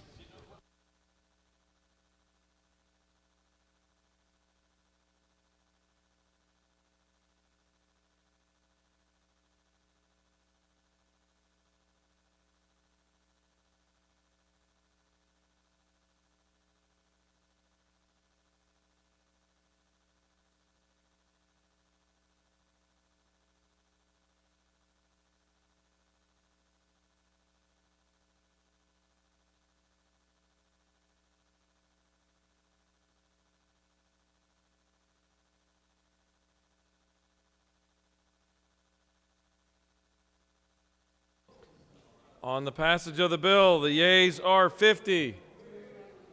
The nays are 1.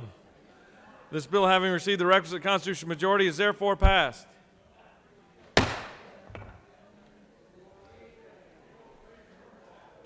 He's working hard all the way through the finish line.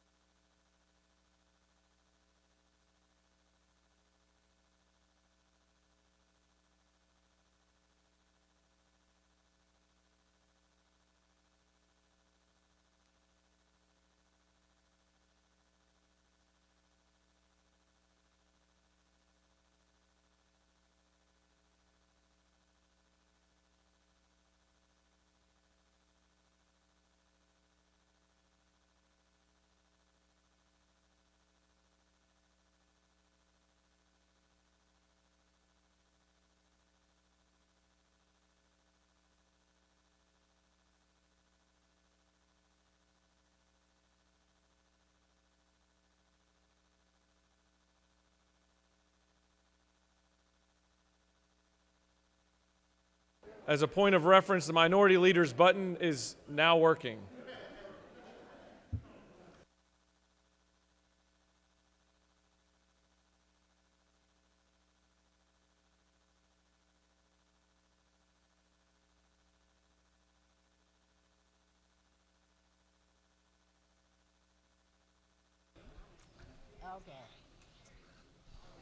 For what purpose does the minority leader rise? Thank you, Mr. President, but my parliamentary procedure was for House Bill 997.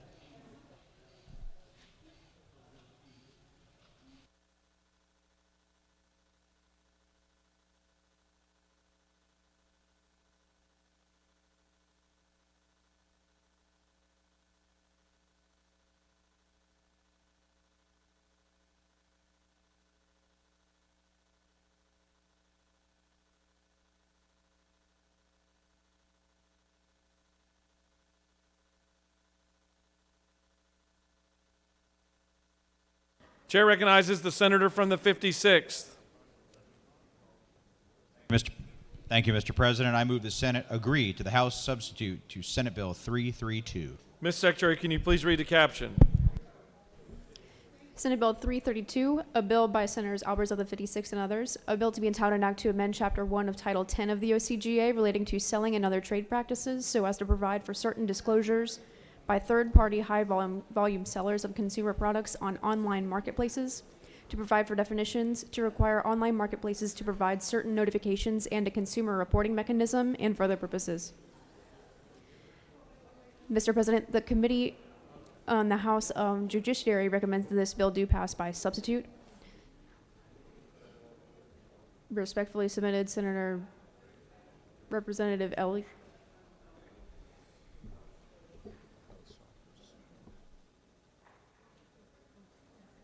The House offers the following substitute to Senate Bill 332, a bill to be entitled an act to amend Chapter 1 of Title 10 of the OCGA relating to selling and other trade practices so as to provide for certain disclosures by third-party high-volume sellers of consumer products on and online marketplaces and for other purposes. That completes the order, Mr. President. Chair recognizes the senator from the 56th to speak to his motion.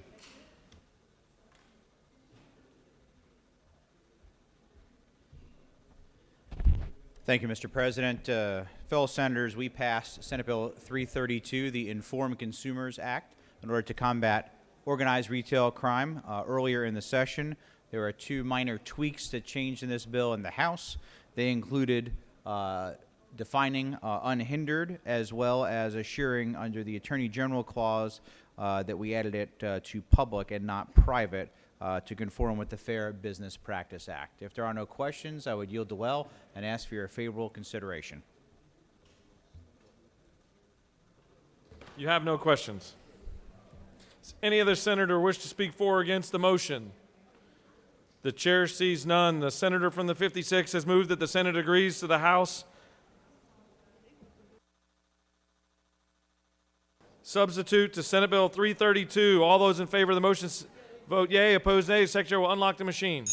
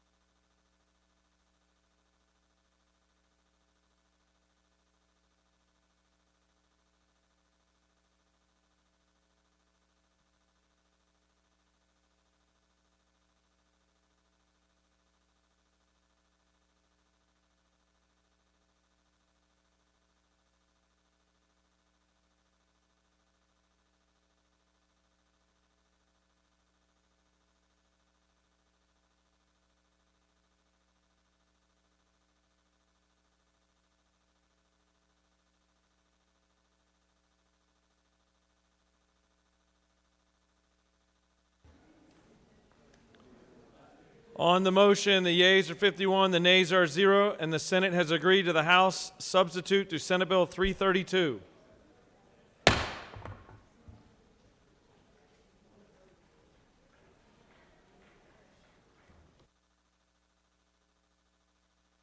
Chair recognizes the senator from the 33rd for motion. Thank you, Mr. President. I ask that we agree with the House version of Senate Bill 87. Ms. Secretary, can you please read the caption? Senate Bill 87, a bill by Senators Brett of the 33rd and others, a bill to be entitled an act to amend Article 3 of Chapter 7 of Title 48 of the OCGA relating to tax returns and furnishing of information, so as to authorize Georgia taxpayers to make certain voluntary contributions through the income tax payment and refund process to aid and assist service-disabled veterans and for other purposes. That completes the order, Mr. President.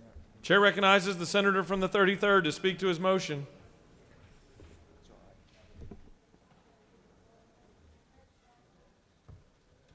Thank you, Mr. President, my fellow senators, colleagues, friends, and the rest of y'all. I know usually when I come up here, I kind of have a little levity, but today I'm serious today. And first of all, I want to ask anybody if there's a veteran here to come up here and stand with me on this bill. Okay. Veterans. All veterans, please come up and stand with me on this bill here. Today we are honoring one of our very own, the late Senator Jack Hill, Senate Bill 87. This bill passed this body unanimously. Everybody voted for it and went to the House and made it through the House Ways and Means Committee unanimously, where everybody voted for it. And in the House, it passed 169-0. Basically what it does is on your state income tax refund, you can donate money, $1 or more, to support disabled veterans at the Georgia Technical Colleges. Very simple bill. And, excuse me, I'm a little choked up here. But I want everybody here to support this bill in honor of our late Senator Jack Hill. Mr. President, I yield the well. Senator has yielded the well. Does any other senator wish to speak to Senate Bill 87? The chair sees none. Senator from the 33rd has moved that this Senate agree to the House substitute to Senate Bill 87. All those in favor vote yea, opposed nay. The Secretary will unlock the machine.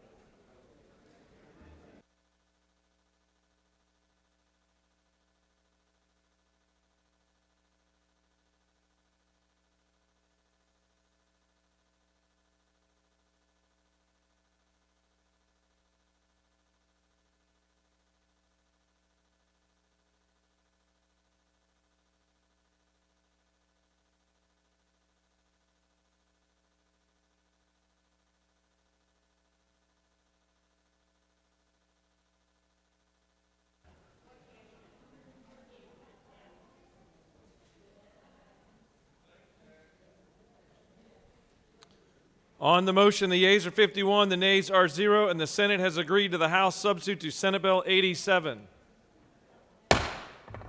We will never run out of saying great things about the former Senator Jack Hill in this chamber.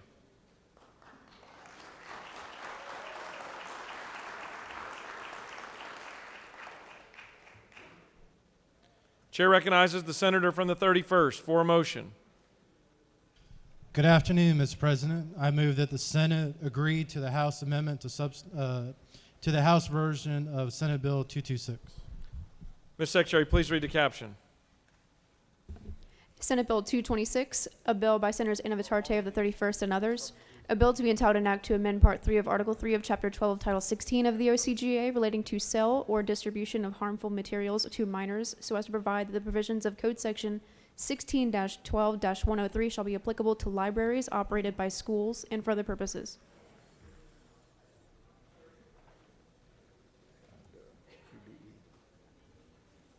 Mr. President, the House offered the following substitute to Senate Bill 226, a bill to be entitled an act to amend Part 15 of Article 6 of Chapter 2 of Title 20 of the OCGA relating to miscellaneous provisions of the QBEA and for other purposes. That completes the order, Mr. President. Chair recognizes the senator from the 31st to speak to the motion.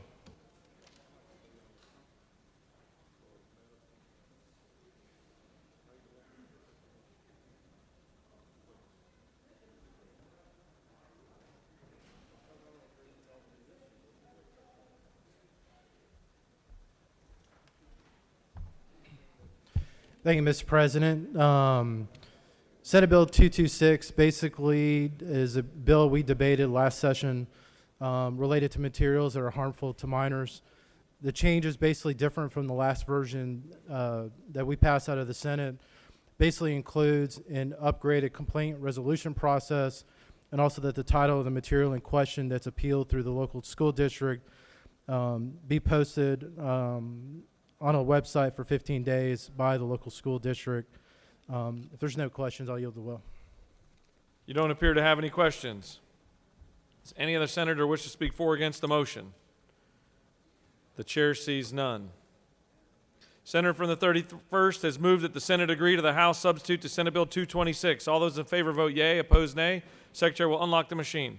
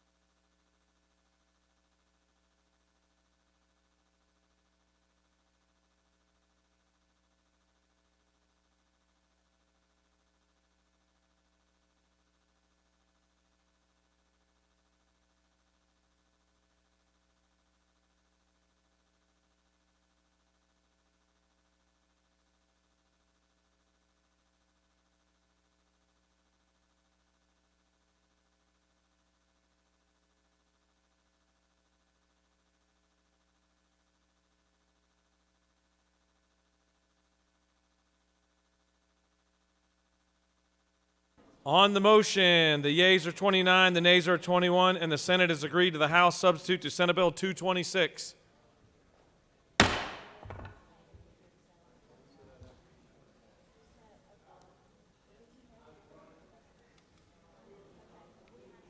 Chair recognizes the senator from the 11th. Thank you, Mr. President. I move that the Senate agree to the House substitute to Senate Bill 566. Ms. Secretary, please read the caption. Senate Bill 566, a bill by Senators Burke of the 11th and others, a bill to be entitled an act to amend Title 33 of the OCGA relating to insurance, so as to clarify that under the Surprise Billing Consumer Protection Act, a medical or traumatic condition, sickness, or injury includes a mental health condition or substance use disorder, and that emergency medical services include post-stabilization services and for other purposes. Mr. President, the House offers the following substitute to Senate Bill 566, a bill to be entitled an act to amend Title 33 of the OCGA relating to insurance so as to clarify that under the Surprise Billing Consumer Protection Act, a medical or traumatic condition, sickness, or injury includes a mental health condition or substance use disorder and for other purposes. That completes the order, Mr. President. Chair recognizes the senator from the 11th to speak to the motion.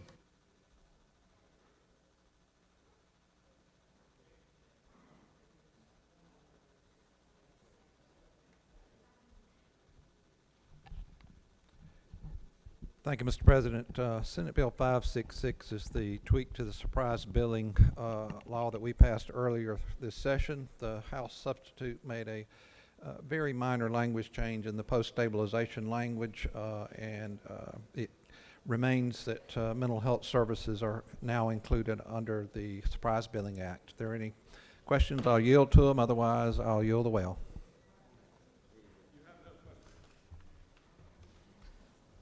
Any other senator wish to speak for or against the motion? The chair sees none. The senator from the 11th has moved that the Senate agrees to the House substitute to Senate Bill 566. All those in favor vote yea, opposed nay. The secretary will unlock the machine.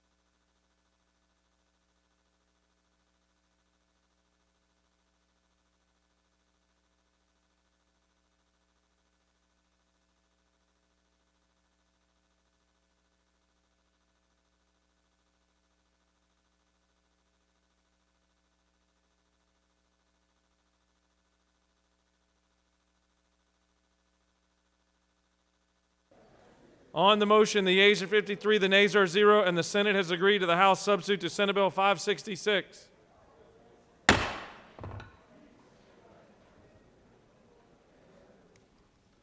What purpose does the Chair recognizes the senator from the 17th. I know what purpose you're rising.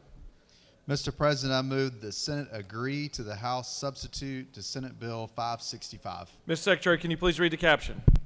Senate Bill 565, a bill by Senator Strickland of the 17th and others, a bill to be entitled an act to amend Article 1 of Chapter 10 of Title 17 of the OCGA relating to procedure for sentencing and imposition of punishment, so as to provide that at any time after conviction for a misdemeanor or felony offense, a defendant convicted of an offense and sentenced as a direct result of being a victim of trafficking for labor or sexual servitude may petition the sentencing court to grant the relief of vacator and for other purposes. Mr. President, the House offers the following substitute to Senate Bill 565. A bill to be entitled an act to amend Title 17 of the OCGA relating to criminal procedure so as to provide that at any time after conviction for a misdemeanor or felony offense, a defendant convicted of an offense and sentenced as a direct result of being a victim of trafficking for labor and for other purposes. That completes the order, Mr. President. Chair recognizes the senator from the 17th to speak to the motion. Thank you, Mr. President. Members of the Senate, Senate Bill 565 was the bill that we passed that it's extended the time period where someone could go and file for a vacature when they're the victim, when the crime they committed was done as a direct result of being a victim of human trafficking. The House worked with us on the second section of this, which is how we get the funds reimbursed for the fines and fees that were paid, and we came up working with CJCC with a better path where these funds come from the Georgia Crime Victims Emergency Fund, and that's all that second section now does, versus having the victim chase down where the money's coming from. I ask for favorable consideration and happy to answer any questions. You have no questions. Thank you. Does any other senator wish to speak for or against the motion? The chair sees none. Senator from the 17th has moved that the Senate agrees to the House substitute to Senate Bill 565. All those in favor vote yea, opposed nay. Secretary will unlock the machine.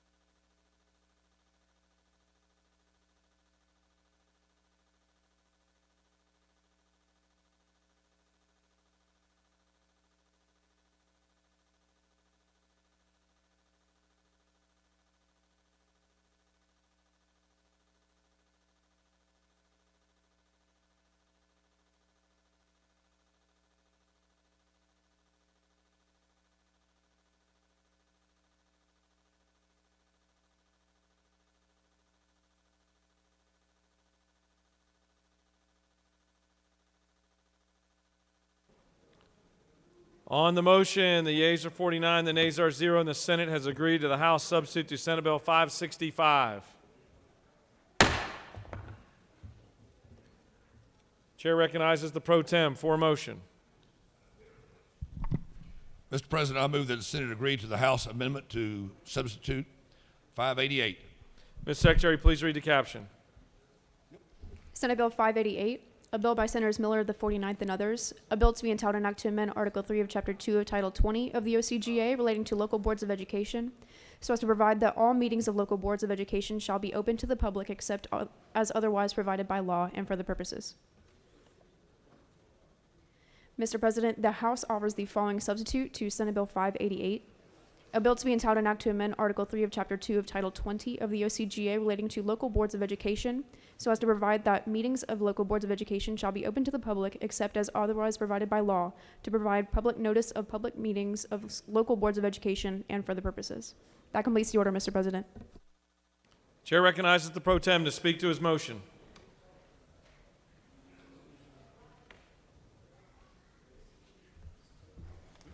Thank you, Mr. President. I'll bring to you the substitute for 588.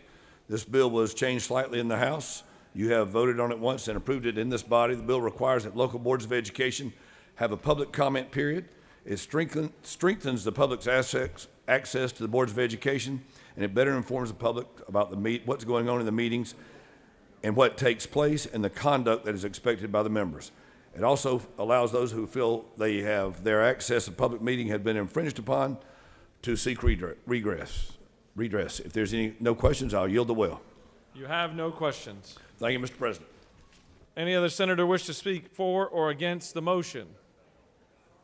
The chair sees none. The pro tem has moved that this Senate agree to the House substitute to Senate Bill 588. All those in favor vote yea. Opposed, nay. The secretary will unlock the machine.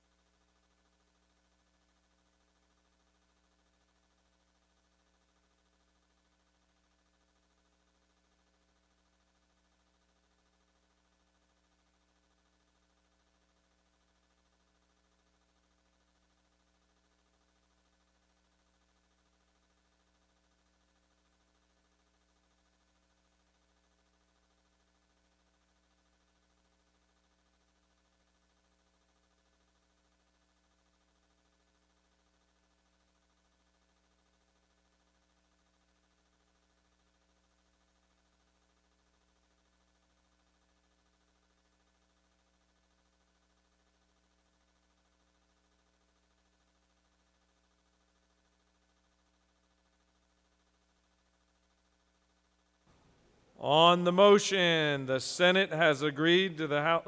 The yeas are 30, the nays are 19, and the Senate has agreed to the House substitute to Senate Bill 588.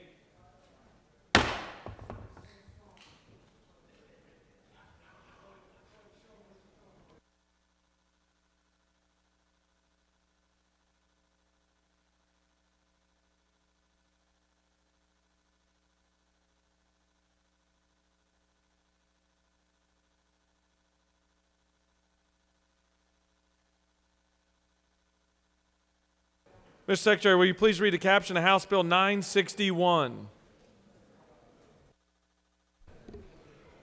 House Bill 961, bill by Representatives Istration of the 104th and others. A bill to be entitled an act to amend Code Section 51-12-33 of the OCGA relating to reduction and apportionment of award or bar of recovery according to percentage of fault of parties and non-parties, so as to authorize apportionment of damages in single defendant lawsuits and for other purposes. Mr. President, the Senate Committee on Judiciary recommends that this bill do pass. Respectfully submitted, Senator Strickland of the 17th District Chairman. That completes the order, Mr. President. For what purpose does the senator from the 31st rise? Thank you, Mr. President. I ask unanimous consent to excuse the senator from the 51st for business inside the Capitol. Without objection, the senator from the 51st is excused. The chair now recognizes the senator from the 18th to present House Bill 961.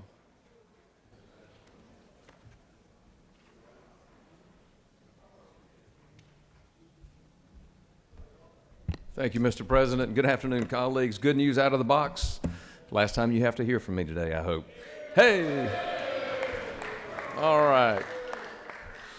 House Bill 961 revises the joint tort Feaser statute to apply the statute to tort cases only involving a single defendant. A little bit of context. Current Georgia law, because of a Supreme Court case that's come out since we all convened here a year ago, it allows that in cases brought against more than one person that the trier of fact of the jury in a civil action to apportion damages among the persons who are liable according to the percentage of fault of each of those persons.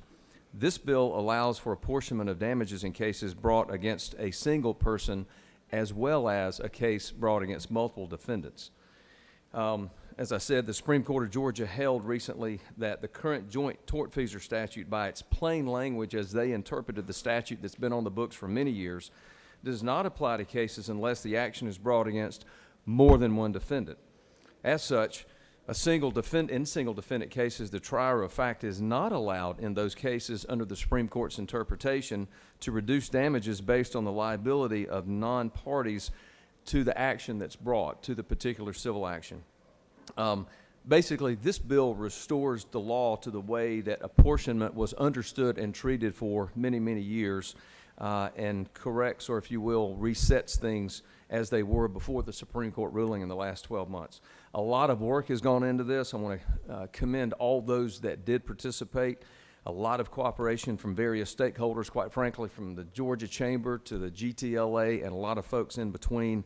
In fact, if you'll look on your desk, you'll see not only a letter from the Chamber, but you'll see a letter dated March 30th of 22 addressed to us members of the Senate with, I think, over 50 different stakeholders and interested folks and businesses that all have come together to say this is a good action and the way to fix this problem and move the statute going forward. And with that, Mr. President, I'll be happy to answer any questions or yield the well.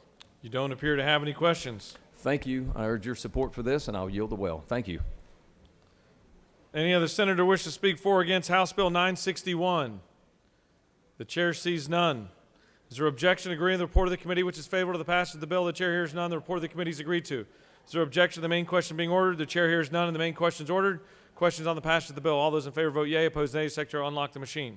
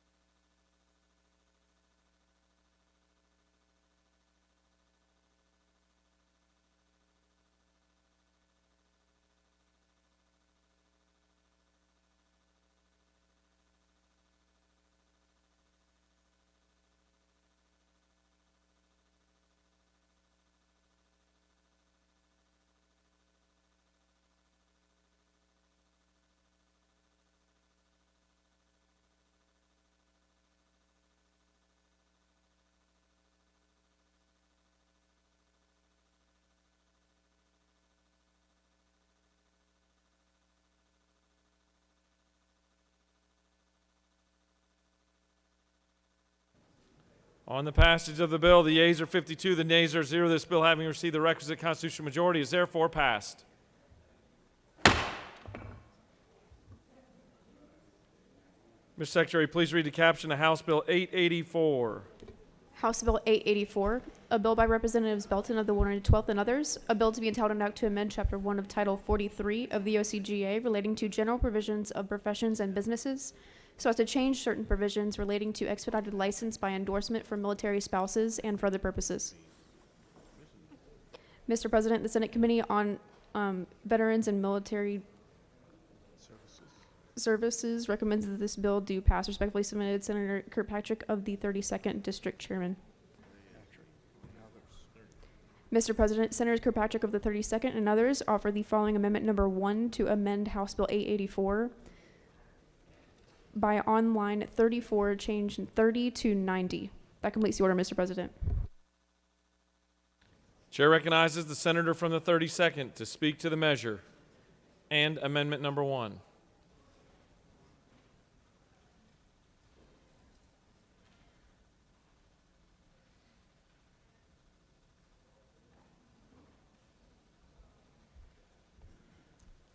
Thank you, Mr. President. This bill provides simply that an expedited license must be provided to the spouse of a military service member within 30 days of the receipt of an application and all required information and documents. And essentially, the person has to meet all of our Georgia requirements in order for this to take place. I do have an amendment to change 30 days on line 34 to 90 days because, as it turns out, on further discussion, a lot of these boards don't meet every 30 days. Some of them meet every quarter, some of them more frequently. So I would ask for your support of the amendment and the bill. I'd be happy to answer any questions. Chair recognizes the senator from the 33rd for a question. Thank you, Mr. President. Does the senator yield? Yes, sir, from my friend from the 33rd. Isn't it true in lines 27 through 33 that the applicants have to meet the same requirements that we have in Georgia? Senator, thank you for the question. That is exactly right. You'll see on line 28 where it basically says that the training, experience, and testing are substantially similar in qualifications and scope to the requirements under this state. Thank you. You have no more questions. Thank you. I yield well. Does any other senator wish to speak for or against House Bill 884 or amendment number 1? The chair sees none. All right, we'll take up amendment number 1 first. Is there objection to adoption of amendment number 1? The chair hears none, and amendment number 1 is adopted. Is there objection to agreeing to the report of the committee which is favorable to the passage of the bill? The chair hears none. The report of the committee is agreed to. Is there objection to the main question being ordered? The chair hears none, and the main question is ordered. Questions on the passage of the bill as amended. All those in favor vote yea. Opposed, nay. The secretary will unlock the machine.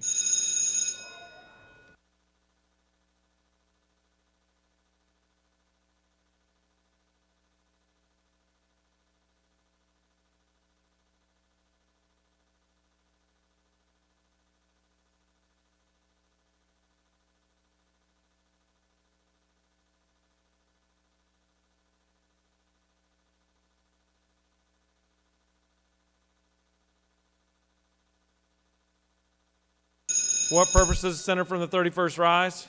Mr. President, at the appropriate time, I'll ask for unanimous consent to excuse the senator from the 29th. That'll be after this vote.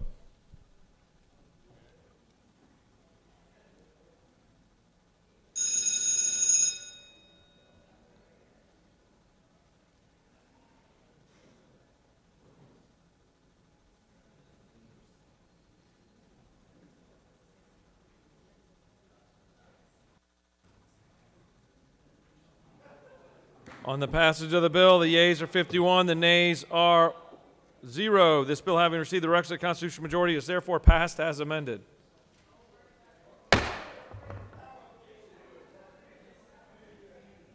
Did you want to excuse yourself, or did you want to? Senator from the 31st has asked unanimous consent that the senator from the 29th be excused. Is there objection? The chair hears none, and the senator from the 29th is excused. For what purpose does the senator from the 47th rise? Thank you, Mr. President. I was curious if I could excuse the senator from 31st. He looks to be here and present. Yeah, but he's not pushing the button. Ms. Secretary, will you please read the caption of House Bill 934?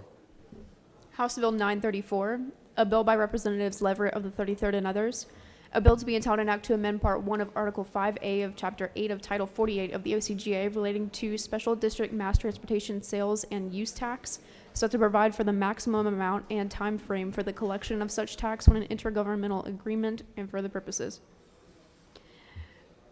Mr. President, the Senate Committee on Finance recommends that this bill do pass by substitute. Respectfully submitted, Senator Hofstetler of the 52nd District Chairman. Mr. President, the Senate Finance Committee offers the following substitute to House Bill 934. A bill to be entitled an act to amend Part 1 of Article 5A of Chapter 8 of Title 48 of the OCGA relating to Special District Mass Transportation Sales and Use Tax so as to provide for the maximum amount and time frame for the collection of such tax when an intergovernmental agreement has been entered into between a county and municipality and for other purposes. That completes the order, Mr. President. I bet the senator from the 31st votes on this one. Chair recognizes the senator from the 31st to present House Bill 934.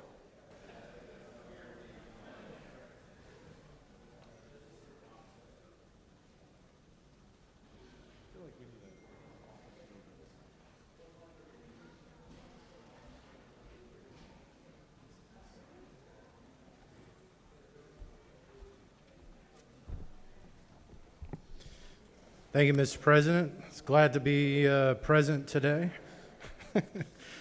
So this bill is a little bit familiar. It's not the exact same bill, but on the same theme related to T-SPLOS only. This legislation will allow the T-SPLOS to be collected for the full amount of time, which is 5 years, as opposed to ending the estimated amount which is collected. In order to collect the max amount of time, an IGA or intergovernmental agreement would have to be in place between the county and cities, and all proceeds be present according to the IGA for transportation purposes. This bill will not be retroactive. It would only apply to T-SPLOS referendums once they are enacted. Mr. President, I will yield for questions if there are any. You don't appear to have any questions. Thank you, Mr. President. Yield the well. Any other senator wish to speak for or against House Bill 934? Chair sees none. The senator from the 28th will show you how your machine works. The question's on the adoption of the committee substitute. Is there objection to adoption of the committee substitute? The chair hears none. The committee substitute is adopted. Is there objection to agreeing to the report of the committee which is favorable to the passage of the bill? The chair hears none. The report of the committee is agreed to. Is there objection to the main question being ordered? The chair hears none. The main question is ordered. Questions on the passage of the bill by substitute. All those in favor vote yea. Opposed nay. The secretary will unlock the machine.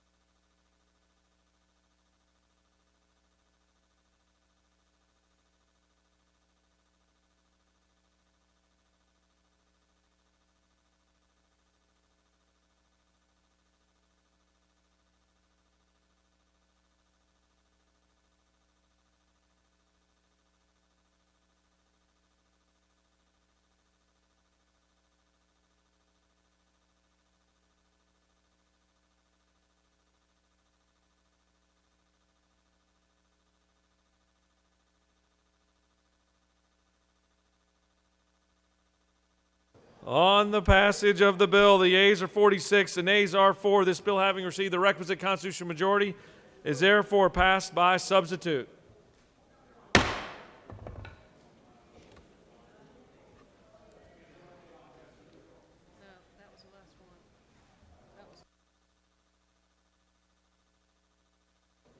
All right, the Senate is going to stand at ease for about 30 minutes. We're going to stand at ease for 30 minutes. Let's see which one of y'all. Stand at ease for 30 minutes.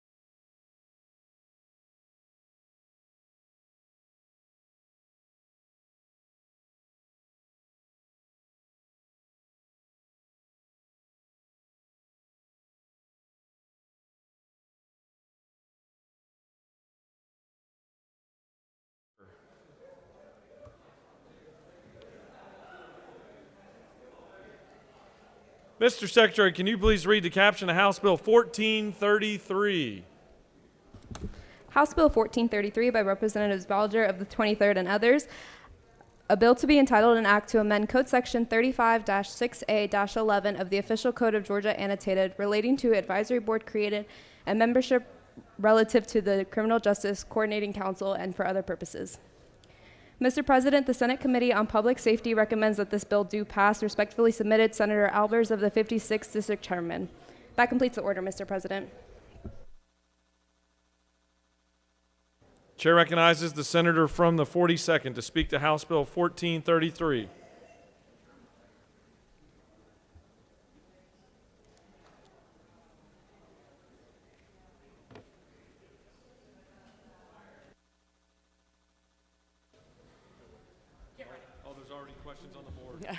Thank you, Mr. President. I'm proud to bring before you HB 1433. It is about the Criminal Justice Coordinating Council, and it does only two things. It updates our current Georgia statute to align with federal terminology, and it adds membership to the Coordinating Council. It adds a victim or witness advocacy group representative. And in addition to that, it adds the ability to appoint a parent or guardian of a person who is under the jurisdiction of the juvenile justice system instead of just a person under the jurisdiction of the juvenile justice system. Passing this will ensure that the state of Georgia is able to continue to receive federal funding dedicated to juvenile justice, which last year was $1.7 million. So I would like to ask for your favorable consideration on this update for Criminal Justice Coordinating Council, and if there are no questions, I will yield the well. You don't appear to have any questions. Thank you. I ask for your favorable consideration, and I leave the well. Does any other senator wish to speak for or against House Bill 1433? The chair sees none. Is there objection to agreeing to the report of the committee which is favorable to the passage of the bill? The chair hears none. The report of the committee is agreed to. Is there objection to the main question being ordered? The chair hears none, and the main question is ordered. Questions on the passage of the bill. All those in favor vote yea. Opposed, nay. The secretary will unlock the machine.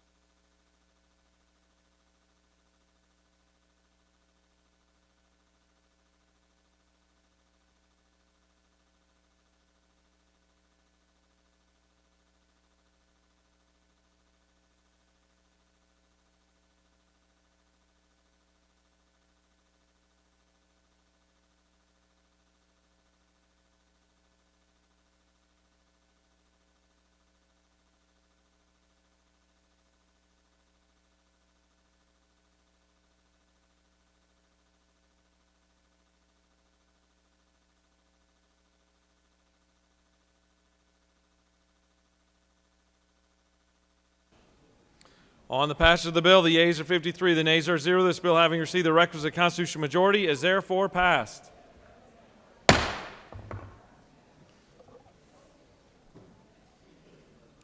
Mr. Secretary, will you please read the caption of House Bill 1193?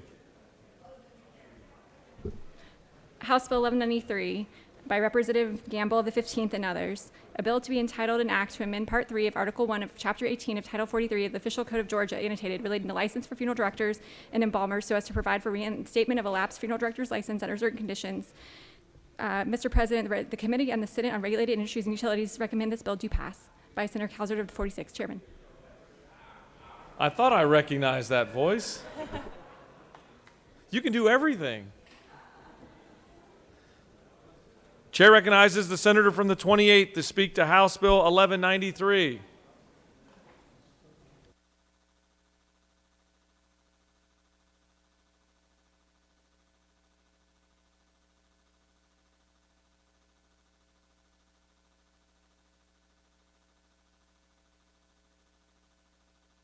Not used to you taking your time coming up here.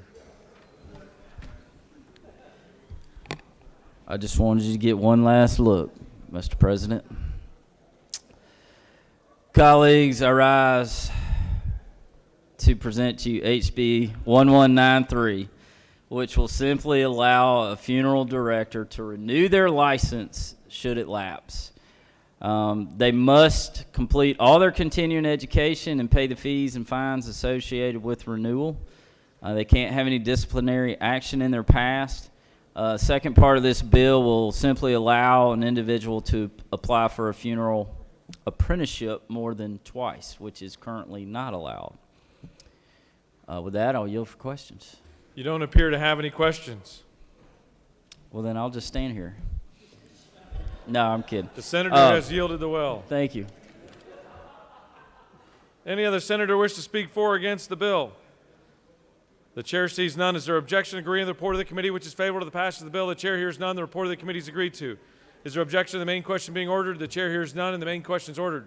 Questions on the passage of the bill. All those in favor vote yea. Opposed nay. The secretary will unlock the machine.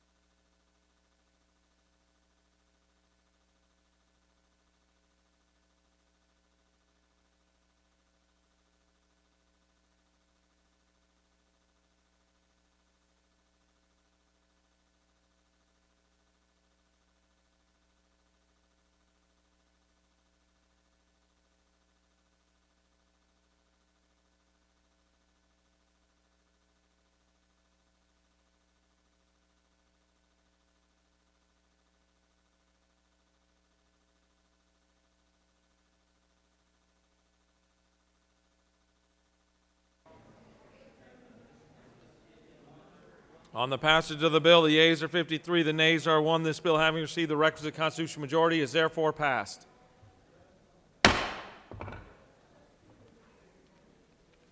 Ms. Secretary, can you please read the caption of House Bill 478? House Bill 478, a bill by Representatives Rich of the 97th and others. A bill to be entitled an act to amend Chapter 7 of Title 24 of the OCGA relating to opinions and expert testimony so as to change the rules of evidence regarding expert testimony in criminal cases and for other purposes. Mr. President, the Senate Committee on Judiciary recommends that this bill do pass. Respectfully submitted, Senator Strickland of the 17th District Chairman. That completes the order, Mr. President. The chair recognizes the distinguished chairman of the Judiciary Committee to present House Bill 478.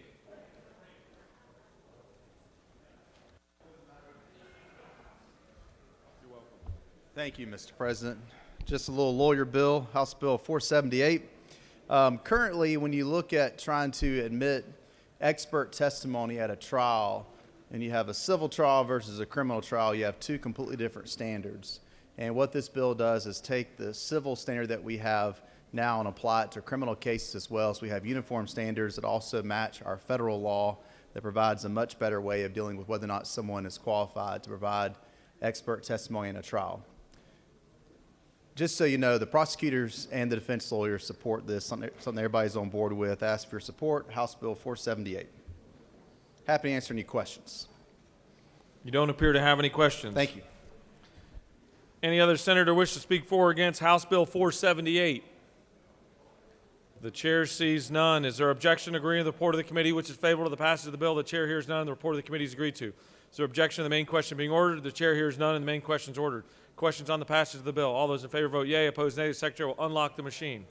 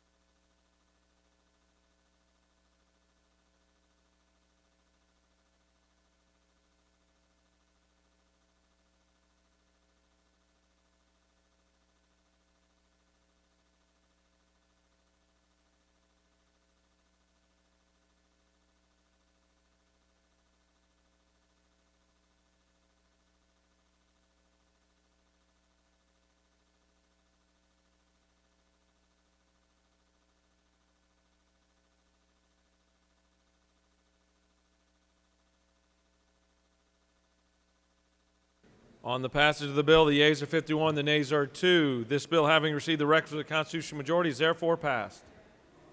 For what purpose does the senator from the 29th rise? Mr. President, I ask for unanimous consent to excuse the senator from the 31st.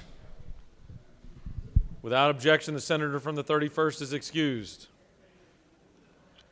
Ms. Secretary, can you please read the caption of House Bill 1004?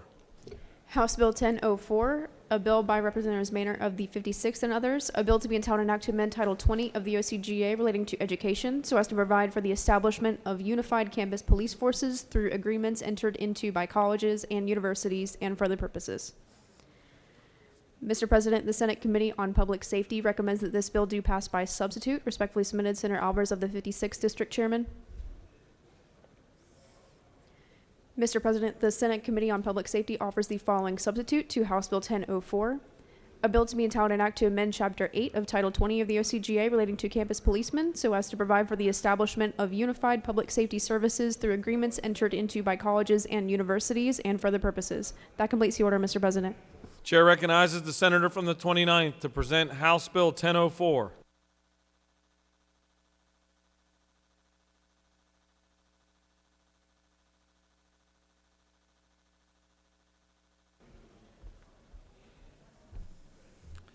Thank you, Mr. President. Colleagues, this is a very simple, straightforward piece of legislation. What this does, it allows consortiums and universities that touch up against each other and in close proximity to enter into agreements where they can provide public safety services to including law enforcement, emergency management, and other services together. This was brought to us by the consortium that oversees the historic black colleges and universities here in Atlanta, where their campuses are extremely close to each other, but the officers and the public safety services are bound to a particular campus where at times they need to move them to other campuses. This would give them the opportunity to enter into an agreement so they could provide those services crossway until the time where if they wanted to in the future, they could combine all into one single public safety department that would take care of all the campuses next to each other. I appreciate any support for the legislation. And, Mr. President, if there are not any questions, I will yield the well. You have no questions. Thank you. Chair recognizes the senator from the 36th to speak to the measure.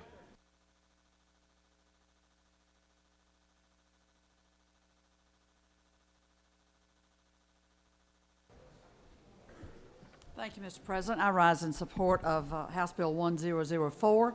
As you've heard from the previous presenter in the well, the chairman of the Retirement Committee and a lifelong law enforcement person, the bill is simply going to create an opportunity for the HBCUs right here in the heart of Atlanta to work together with a combined police force if they so choose. It is not mandatory, but we have the signatures of the 4 colleges that are involved: Morehouse, Clark, Atlanta, Morris, Brown, and Spelman, that requesting this, and the Public Safety Committee wisely added other categories of personnel, emergency medical technician, paramedic, cardiac technician, professional firefighters, should that be the need. And there are other universities that could take advantage of this as well. It requires a change to the law to have it happen. We appreciate your support for House Bill 1004. Thank you. I'll yield for any questions. If there are none, I'll yield the well. Chair recognizes the good senator from the 28th for a question. Thank you, Mr. President. Does the senator yield? To my friend from the 28th, yes, Senator. Thank you, Senator. Is it not true that you had questions to ask from your desk but didn't want the author of the bill to be yelling at you, so you chose to go to the well? Could you speak a little bit louder? We want to be sure that everyone hears your questions. I see what you did there. Seriously? Is it not true that you had questions to ask from your seat, but you didn't want the author of the bill to yell at you, so you chose to go to the well? and be honest. Well, let me respond in full candor that that senator has never yelled at me. In fact, we work on many issues together, notably retirement issues, but notably attempts to restore the COLA for our retired state employees. And I've never been in a posture to be yelled at by the good senator who presented this bill. In fact, we orchestrated our comments to mesh with each other's and to get 100% unanimous vote from our fellow senators for House Bill 1004. I yield the well. Senator has yielded the well. Does any senator wish to speak for or against House Bill 1004? The chair sees none. The question is on the adoption of the committee substitute. Is there objection to adoption of the committee substitute? The chair hears none. The committee substitute is adopted. Is there objection to agreeing to the report of the committee which is favorable to the passage of the bill? The chair hears none, and the report of the committee is agreed to. Is there objection to the main question being ordered? The chair hears none, and the main question is ordered. The question is on the passage of the bill by substitute. All those in favor vote yea. Opposed, nay. The secretary will unlock the machine.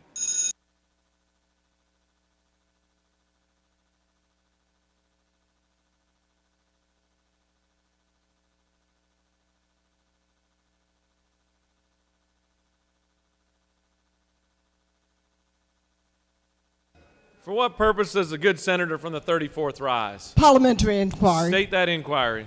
Mr. President, isn't it true that a lot of the HBCUs have been getting bomb threats? That's another good reason to support this great bill. Unfortunately, that is true, and thank you for highlighting that for this body.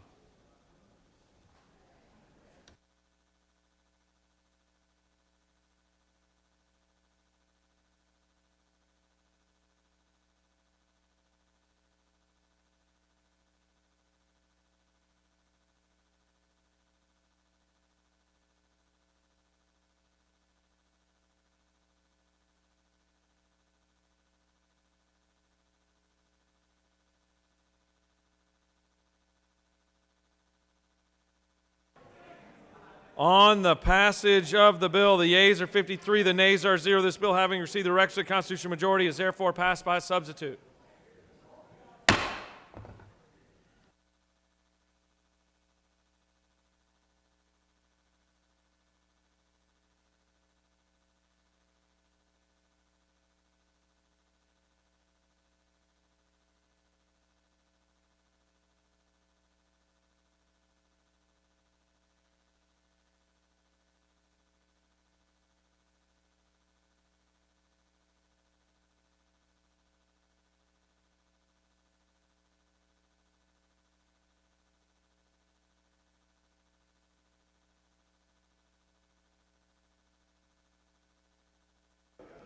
Mr. Secretary, can you please read the caption of House Bill 412? House Bill 412, a bill by Representatives Dempsey of the 13th and others. A bill to be entitled an act to amend Title 43 of the OCGA relating to professions and businesses so as to provide for the licensure of individuals in the practice of applied behavioral analysis and for other purposes. Mr. President, the Senate Committee on Health and Human Services recommend that this bill do pass by substitute. Respectfully submitted, Senator Watson of the 1st District Chairman. Mr. President, the Senate Committee on Health and Human Services offer the following substitute to House Bill 412. A bill to be entitled an act to amend Title 43 of the OCGA relating to professions and businesses so as to provide for the licensure of individuals in the practice of applied behavioral analysis, to provide legislative findings, to provide for definitions, to create the Georgia Behavior Analyst Licensing Board, and for other purposes. That completes the order, Mr. President. Chair recognizes the very busy senator from the 28th to present House Bill 412. I thought you said the last time was my last time to see you. Tell me the truth. Well, this time I missed you, so I had to come back. Thank you, Mr. President. Today I bring you a bill that what we're doing is, at present, there's no entity in the state that is authorized by law to regulate practitioners of applied behavioral analysis. And so there's no local, legally authorized mechanism to protect consumers, employers, and state agencies from individuals who make false claims to the necessary competence or whose practice is not consistent with the profession's ethical and disciplinary standards. And I know many of y'all are out there wondering what is applied behavioral analysis. But basically, these are types of services that treat individuals with autism, other developmental disabilities, intellectual disabilities, learning and communication difficulties, brain injuries, physical disabilities, and many, many others. So simply, there's about 55,000 board-certified behavioral analysts nationwide. We've got about 1,000 right here in this state. And if y'all remember a few years back, this was before my time, but many of y'all in this body passed AVA's law. Well, AVA is a recipient of this ABA treatment. Well, AVA has just got accepted into the University of Georgia. And so that is a great thing. So we heard testimony in committee from Ms. Bullard, her mother, who actually did have some initial concerns on accessibility, but those were addressed by Representative Dempsey. Another mother we heard from, her child Grayson, all the way up to age 3 could not even speak, and then he began having ABA treatment, and he's now in the 2nd grade, and he's one of the top readers in his class, actually learning Hebrew and piano, and that's all thanks to this ABA therapy. So with that, I'll yield for questions. You have no questions. Well, thank you for your support on this lovely bill. Does any of the senator wish to speak for or against House Bill 412? The chair sees none. Questions on the adoption of the committee substitute. Is there objection to adoption of the committee substitute? The chair hears none, and the committee substitute is adopted.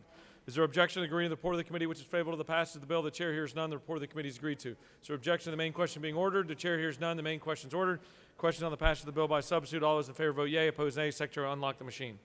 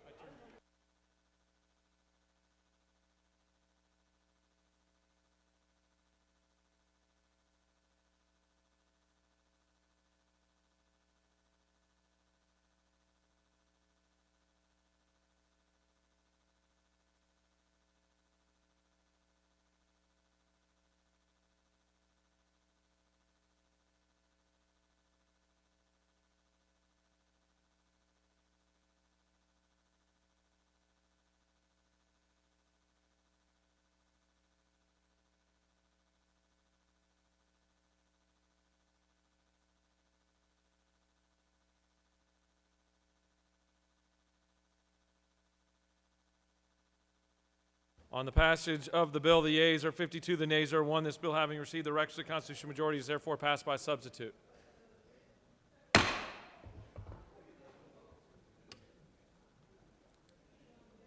Mr. Secretary, can you please read the caption of House Bill 1443? House Bill 1443.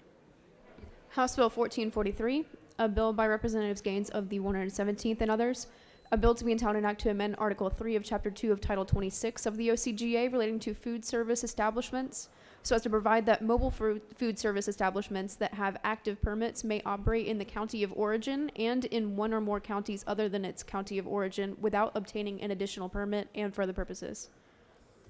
Mr. President, the Senate Committee on Agriculture and Consumer Affairs recommend that this bill do pass. Respectfully submitted, Senator Walker of the 20th District Chairman. That completes the order, Mr. President. Chair recognizes the senator from the 56th to present House Bill 1443. I'll get it. Thank you, Mr. President. Throughout the pandemic, our food service industry was hit especially hard, our restaurants and our food trucks. Almost all of us have food trucks that operate in and around our districts. And typically, wherever they are domiciled, they also go to many counties around them. Could be half a dozen, could be as many as 2 dozen. In that case, the way the law currently states, they have to get a health inspection in each and every one of those counties. even though the health inspections are all identical, and they have to take their trucks offline sometimes for up to a day at a time, which causes severe impact to their ability to maintain their small business and be able to pay their employees and serve their clients. This simply makes the law consistent. They can get a single health inspection done in the county of which they are based. If there are no questions, I would yield the well and ask for your favorable consideration to support our small businesses in Georgia. You don't appear to have any questions. Thank you, Mr. President. Any other senator wish to speak for or against House Bill 1443? The chair sees none. Is there objection to agree with the report of the committee which is favorable to the passage of the bill? The chair hears none. The report of the committee is agreed to. Is there objection to the main question being ordered? The chair hears none and the main question is ordered. Questions on the passage of the bill? All those in favor vote yea. Opposed nay. Secretary, unlock the machine.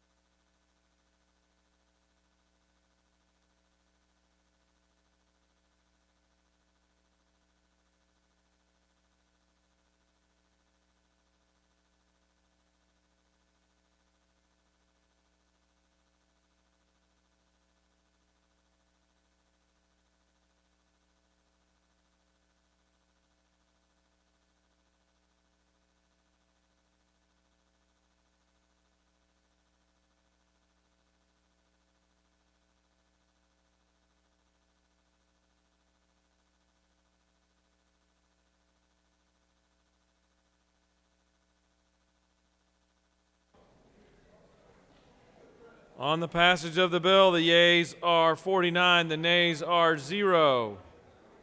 This bill, having received the requisite constitutional majority, is therefore passed.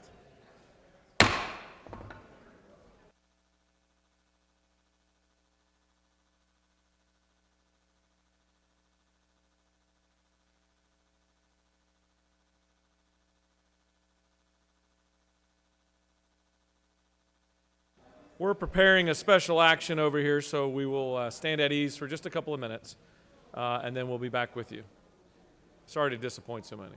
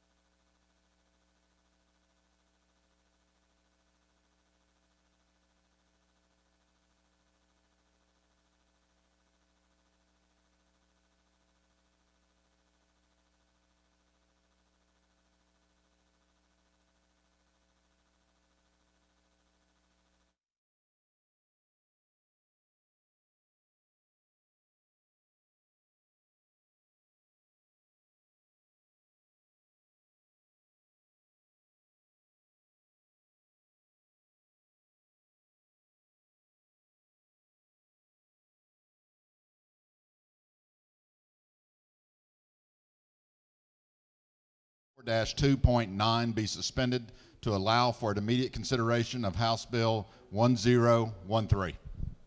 Ms. Secretary, can you please read the caption?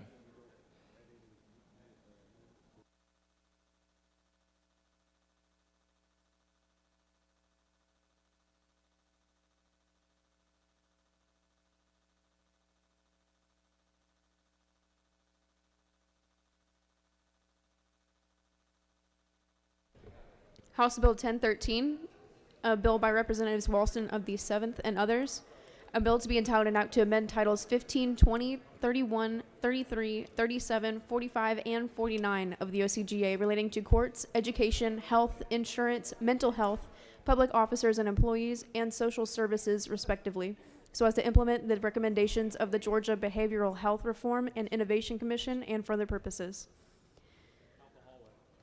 Mr. President, the Senate Committee on Rules recommends that this bill do pass by substitute. Respectfully submitted, Senator Melissa, the 53rd District Chairman.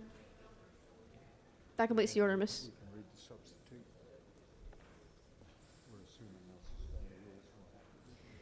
Mr. President, the Senate Committee on Rules offers the following substitute to House Bill 1013. A bill to be entitled an act to amend titles 15, 20, 31, 33, 35, 37, 45, and 49 of the OCGA relating to courts, education, health, insurance, and law enforcement officers and agencies, and for other purposes. That completes the order, Mr. President. The Majority Leader has asked for unanimous consent that the rules be suspended for immediate consideration of House Bill 1013. Is there objection? The Chair hears none, and we will immediately consider House Bill 1013. The Chair now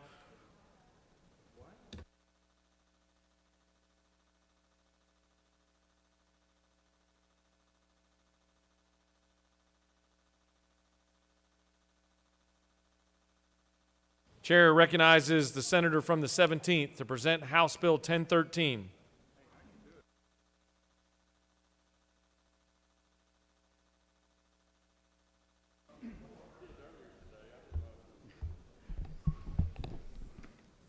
Thank you, Mr. President, members of the Senate.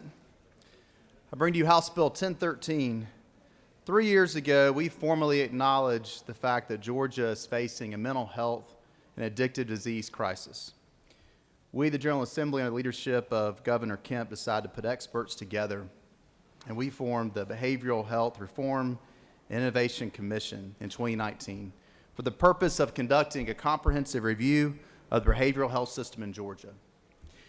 We knew our problems were not unique, but we decided we wanted to find Georgia solutions instead of waiting on other states or the federal government to figure out how to address this issue. These experts were led by former House member, Chairman of the Commission, Kevin Tanner. It included medical providers and specialists, education officials, members from law enforcement, members of the House and Senate, judges, behavioral health advocates, commissioners from departments across the state, and others that work on the ground directly every single day dealing with the effects of mental health and addictive disease in our state. And while facing the challenges of COVID-19, these experts got to work, and they delivered recommendations to us as to where we need to start in our state to change the way we address mental health. And I want to personally take a second to commend the Speaker of the House, David Ralston, and our colleagues in the House, including Chairman Todd Jones and Chairwoman Mary Margaret Oliver. They showed the courage to take a stand on this issue when they filed House Bill 1013, a bill that included many of the recommendations from this commission. While the House worked on the initial draft of House Bill 1013, senators in this body, such as Senator from the 1st, the 11th, and the 32nd, began to work on other solutions to help the senator and also help me and the senator from the 41st as we started a joint mental health caucus, starting to talk about what House Bill 1013 was all about well before the bill even came to the Senate. And when House Bill 1013 passed, a big group of us senators stood with advocates on the steps downstairs, advocates from around the state that are committed to working with them to make sure that House Bill 1013 was still the best possible bill it could be when it came out of the Senate. And I want to recognize some of the members of the Citizens Coalition that are up here in the gallery with us watching. We have Jeff Breedlove from the Georgia Council on Substance Abuse, Kim Jones with NAMI, Abdul Henderson of Mental Health America. These advocates helped us make sure we got this bill right. The chairman from the 1st and the 11th conducted, I believe, 5 hearings on this bill, heard from people from around the state in person, in writing, on the phone, and even on the weekends at the grocery store and at church. The Lieutenant Governor's Office and our leadership of Regina Quick and Macy McFall, along with our legislative council, helped us get to the floor of the Senate with what I'm convinced will be a bill that will soon be sitting on Governor Kemp's desk. Through this process, we have shown everybody that the legislative process works. The House worked with us to make the bill better, to address potential unintended consequences that many expressed to all of us. But together with House Bill 1013, we have brought a bill that every single person that we heard from on this issue can be proud of. Now, the bill has many, many parts. I'll briefly go over the parts of the bill and then take questions. With part 1, what many people said is the meat of the whole bill, we address our federal parity law, making sure that we're enforcing our parity law here in Georgia. We also have provisions to make sure we're getting the data we need through our Department of Insurance to make sure that this law is being enforced across our state. We also codify that our most vulnerable under Medicaid and Peach Care for Kids programs are receiving the coverage for mental health and substance use disorders that they should be receiving under federal law. Under Part 2, we acknowledge the fact that we can have all the coverage in the world for mental health in our state. But if we don't have the workforce where this service is being offered in every corner of our state, we're still not accomplishing anything. So with Part 2, we have targeted cancellation loan programs to make sure that we're getting the providers we need in every corner of our state. We also charge the Georgia Board of Health Care Workforce with creating and maintaining the Behavioral Health and Care Workforce Database to collect and analyze minimum data set surveys for behavioral health care professionals. In Part 3, we address involuntary commitment. We codified the assistant outpatient treatment program we currently have going in our state and set up a grant process to keep this going through DBHDD. Bringing community service boards or private providers together with community partners to help assist those that qualify for involuntary outpatient care. We also updated the definition of outpatient when considering an individual with mental illness and for a person that's an alcoholic, drug dependent, or drug abuser. On the Senate side, we tightened up the House version when it comes to the ability to admit individual believed to be suffering from mental illness or to be an alcoholic, drug dependent, or drug abuser by leaving our current law intact when it comes to the ability of an officer to detain someone that's committing a crime while suffering from one of these conditions, and simply provide an alternative means where an officer, after receiving authorization from a physician, may take individual to emergency receiving facility to be evaluated without having to charge that person with a crime. In Part 4, we addressed our accountability courts. We require our Criminal Justice Coordinating Council to establish a grant program to help fund accountability courts that serve the mental health and co-occurring substance use disorder population.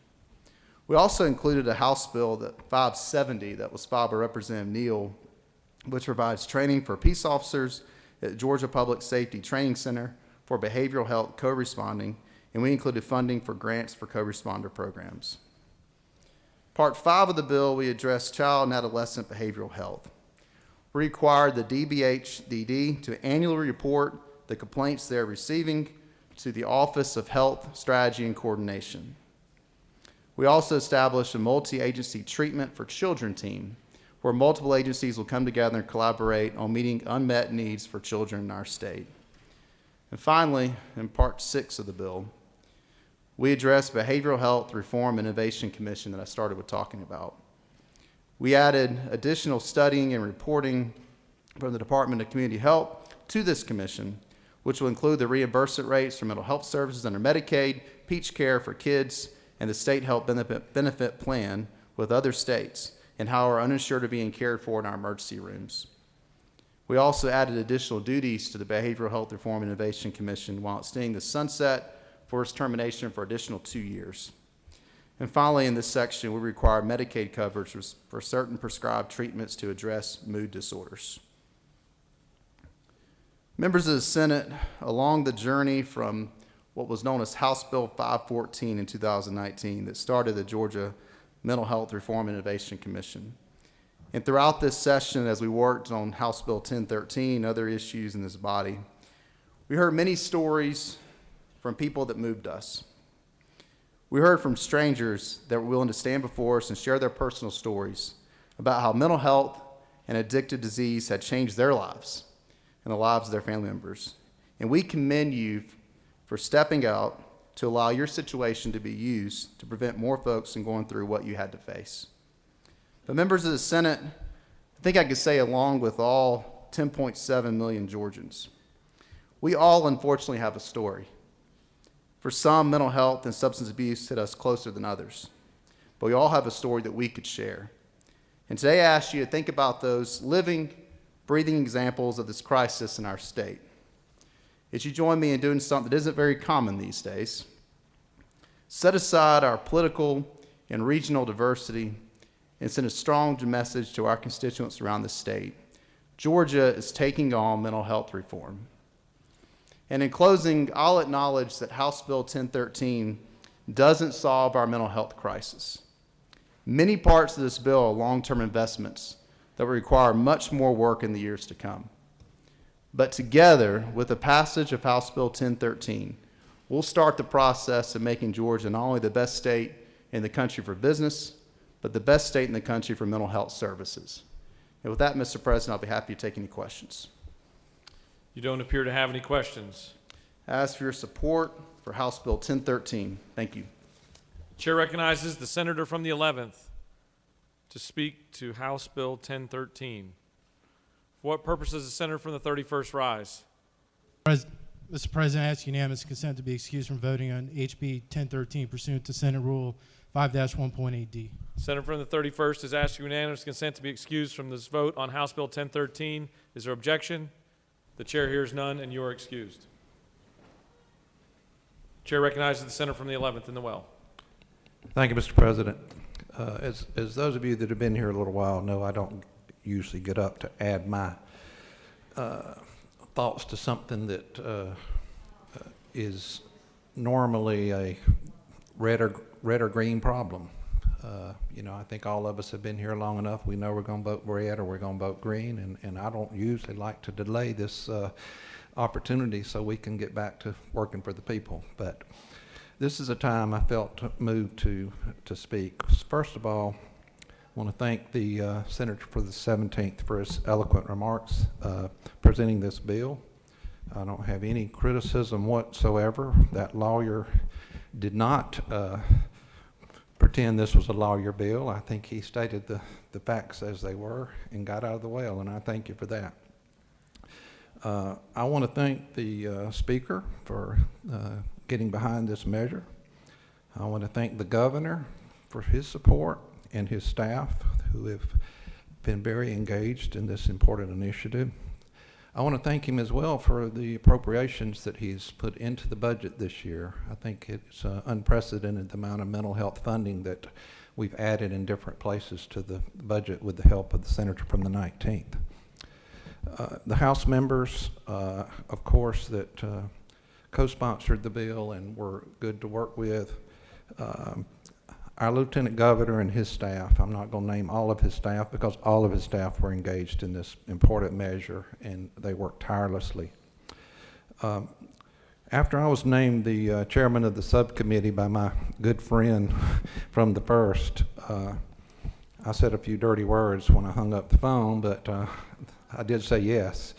The speaker called me over there, and most of you might think, well, dang, you got to go see the speaker. But the speaker and I have a long relationship because we have a mutual best friend, and that's the late Representative Jay Powell. And Jay, who's from the county next to mine, who I've known for years because of our former work with the Georgia Municipal Association. We both served as city council people, and he was also the mayor of Camilla at one point. But we were very close friends. And so the speaker and I have a good relationship. And we made had a great discussion and had the mutual promise that we weren't going to play games with this bill. It was too important for the people of Georgia. I promised him that the folks in our subcommittee were going to work tirelessly to make this a better bill for the state of Georgia. And I want to thank the senators from the 1st, the 17th, the 18th, the 32nd, and 48th for serving on that subcommittee and hearing long hours of testimony and doing yeoman's work in perfecting this bill. So again, I want to thank everybody involved. I am proud to go back and punch my green button on this bill and let you guys know how honored I am to serve with you. I yield the well. Chair recognizes the senator from the 48th to speak to the measure.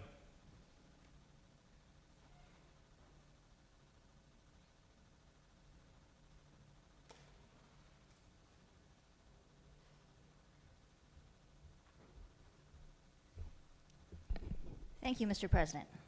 So I rise to speak in support of HB 1013, the Mental Health Parity Act, that will bring Georgia one significant step closer to being able to provide access to and coverage of the desperately needed health care our residents deserve. At present, Georgia ranks last in the country when it comes to access to mental health care. Only 39% of Georgians with mental health issues have access to the treatment they need. We can and must do better.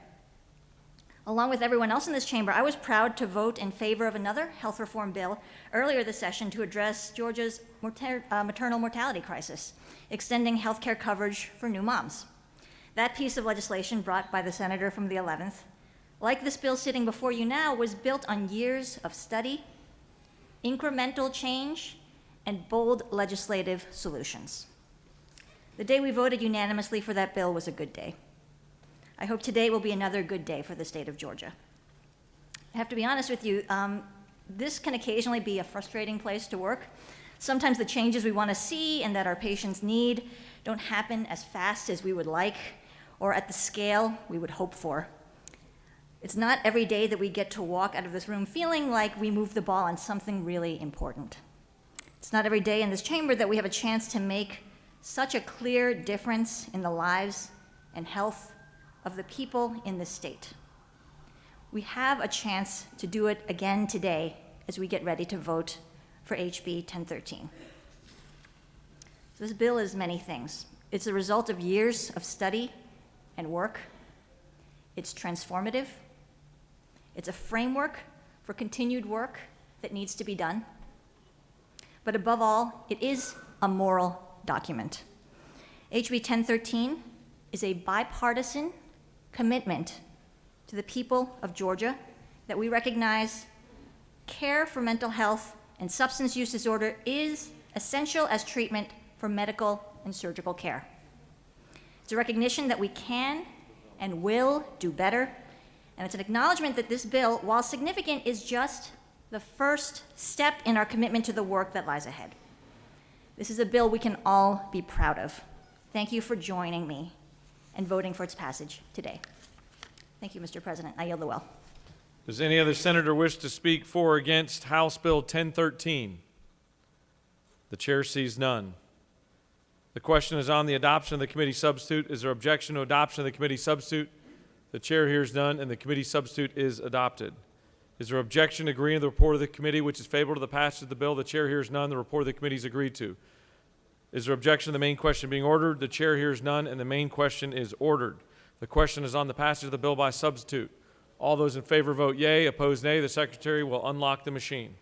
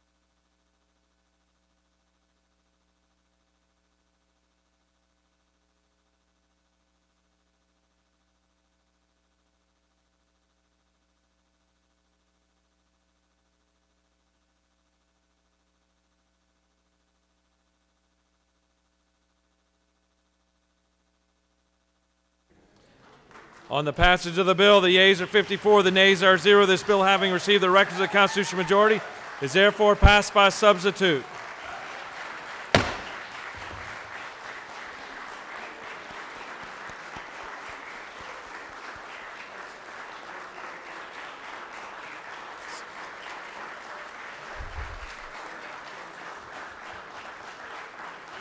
This is a great day for Georgia, and today's passage of this House Bill 1013 represents our state's commitment to removing obstacles that many Georgians face when assessing their mental health care. I want to thank the Senate Health and Human Services Committee, the Senate sponsor, for diligently working to advance this legislation because it wasn't easy. I also want to express my gratitude to Speaker Ralston and to my former colleague Kevin Tanner and many others for leading on mental health care expansion and working with the House members to further the dialogue around increasing access to mental health. Proud to be a member of this great chamber today. Thank you so much.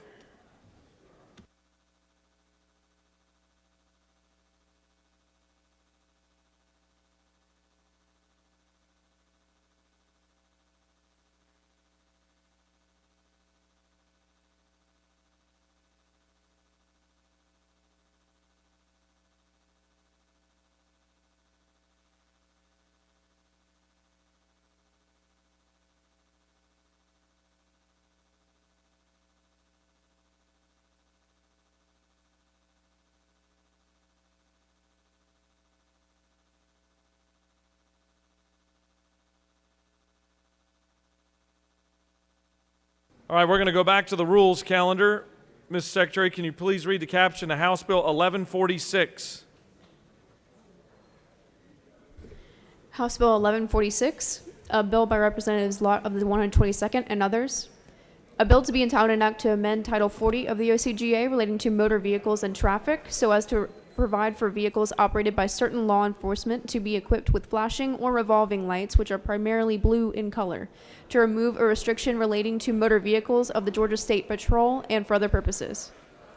Mr. President, the Senate Committee on Public Safety recommend that this bill do pass. Respectfully submitted, Senator Albers of the 56th District Chairman.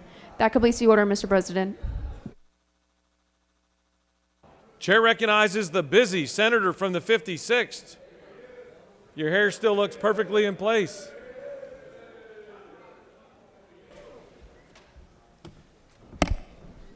Thank you, Mr. President. This is a very simple bill to help out our heroes over in the Georgia State Patrol. As technology has evolved for our patrol cars and using LED lights, some of the language was out of date. This simply does a handful of updates, including not mandating that no less than 2 cars at each post have overhead light bars, as a lot of them are built in with LEDs now. As I'm sure there are no questions, I would gladly yield the will. You do have a question. Oh, all right, I'll yield for a question. Your good friend, the senator from the 26th to your right, has a question. Thank you, Mr. President. Senator, would you yield? I would yield. Does this bill remove the blue lights on top of State Patrol cars?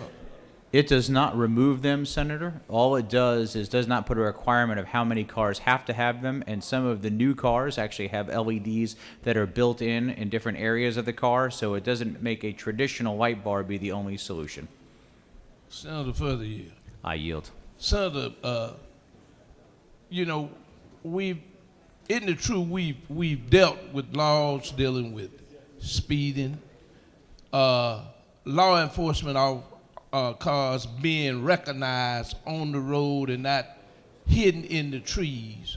And now isn't it true that we recognize State Patrol because of the blue bar sitting on top of the car, except for those who are in public safety who are doing motor tractor vehicles?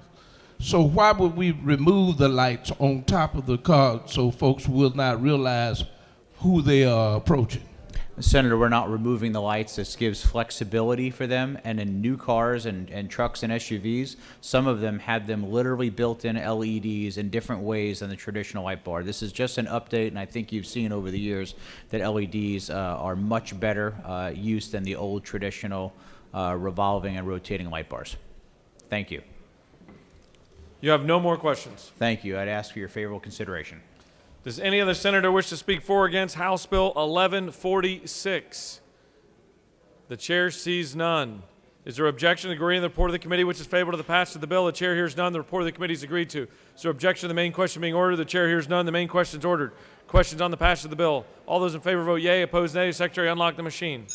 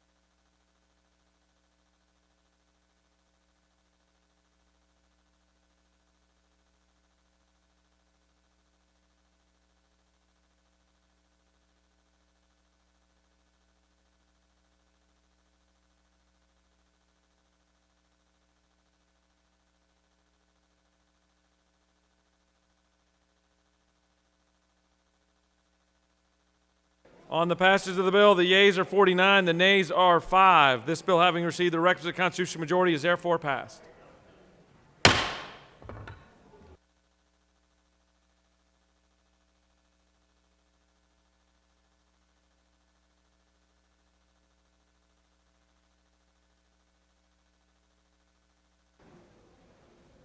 For what purpose does the senator from the 56 rise? Thank you, Mr. President. I ask unanimous consent that House Bill 302 be taken from the table. Mr. Secretary, can you please read the caption?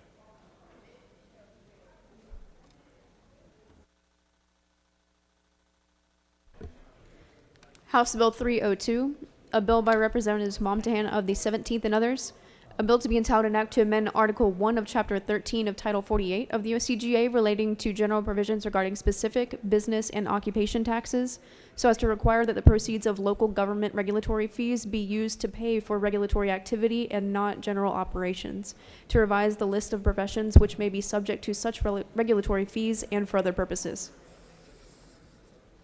Mr. President, the Senate Committee on Finance recommend that this bill do pass by substitute. Respectfully submitted, Senator Huffstetler, the 52nd District Chairman. Mr. President, the Senate Committee on Finance offers the following substitute to House Bill 302.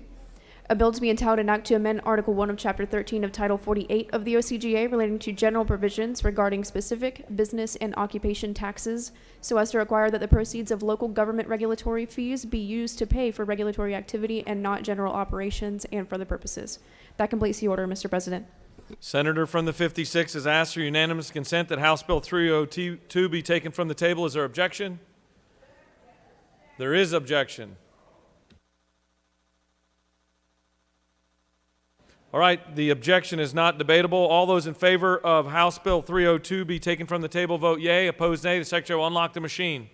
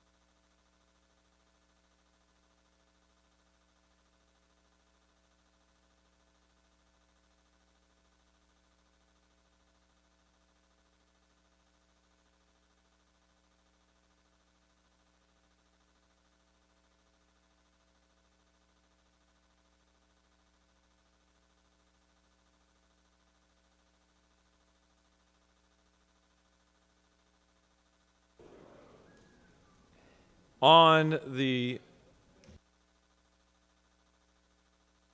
motion to remove House Bill 302 from the table, the yeas are 28, the nays are 24, and House Bill 302 has been taken from the table. For what purpose does the senator from the 54th rise? Yes, Mr. President, I move that the Senate adhere to its substitute to HB 517 and that a conference committee be appointed. We'll get back to you on that one. Chair now recognizes the senator from the 56th to speak to House Bill 302. I'll be right there, I promise. Thank you, Mr. President. We discussed this bill the other day. I do want to make a quick clarification. The senator from the 6th actually asked this question about gun ranges. The GMA and ACCG cannot regulate those type of businesses. Pursuant to OCGA 16-11-173B, subparagraph 1A through D, cities and counties do not have the power to regulate those businesses. So that already exists in code. This was a conflict that was sitting there from years ago as part of the cleanup of the code. Just to bring this back around, this is supported by all of your small businesses: Conditioned Air, Home Builders, Georgia Realtors, Contractors, Council of Quality Growth, the National Federation of Independent Business, the NFIB, mechanical contractors, sheet metal, etc. We should not penalize our small business owners because material prices have gone up. This is transparency, it's accountability, and everybody who's doing the right thing will have no issue with assuring that we're charging people the right amount of money for permits and we're supporting our small businesses in Georgia. With that, Mr. President, I'd ask for your favorable consideration. I will yield the well. Senator has yielded the well. The chair recognizes the senator from the 20th to speak to the measure.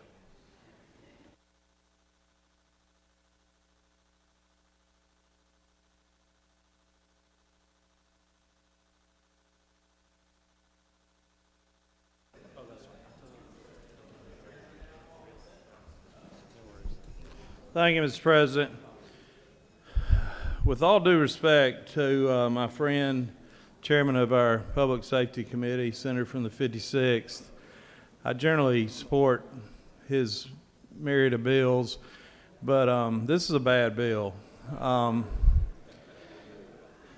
This is a House bill. Remember that. You know, building inspectors.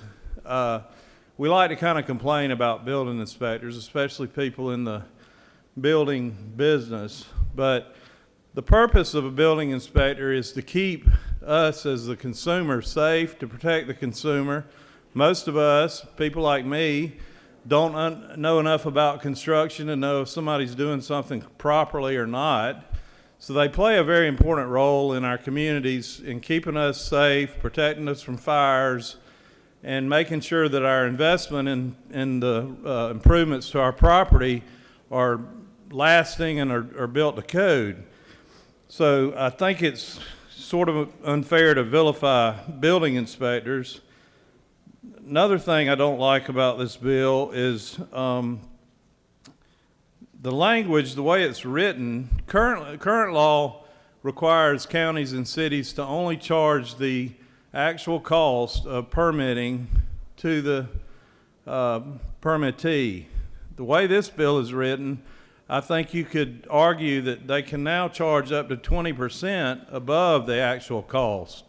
So we could be actually empowering cities and counties to increase their fees. And lastly, we may have problems in this isn't last, I got two more things. Certain counties and cities, this may be a problem, but in Senate District 20, it's not a problem. And I just hate to impact all of my cities and counties for something that's working pretty well where I live and the folks I represent. And what was my last thing?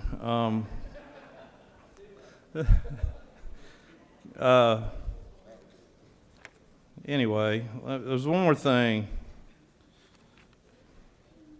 I just think it's a bad bill, basically. So, I ask you to vote no. Thank you. I yield the well. Gentleman speaks with great passion. Chair recognizes the senator from the 36th to speak to the measure.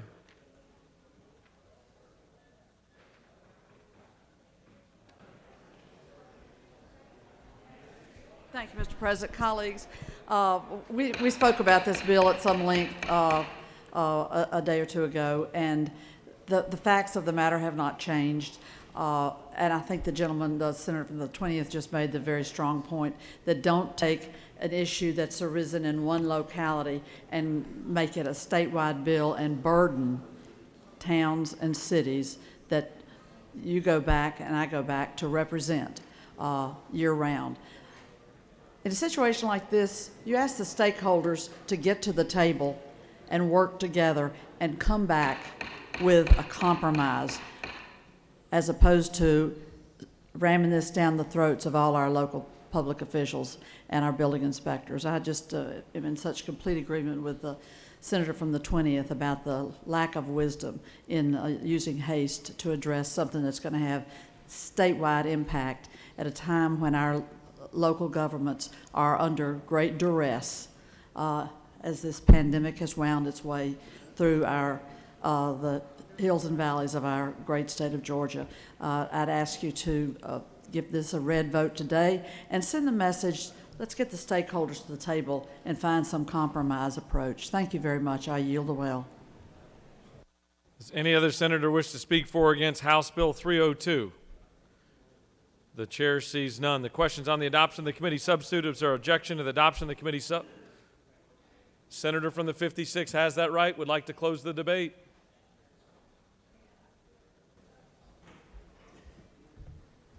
Thank you, Mr. President. I just want to address some of the important things I heard. Senator from the 36 is actually the point of local governments being strained. Actually, it's our small businesses that have been strained over the last 2 years. They're the ones that we should be concerned about. Government works for the people, not vice versa. I love my friend, the chairman from the 20th. He is right on almost every issue. Unfortunately, he is wrong on this one. And if the good people in the district of your representation do such a good job, this bill will make no difference because they're doing their job to begin with.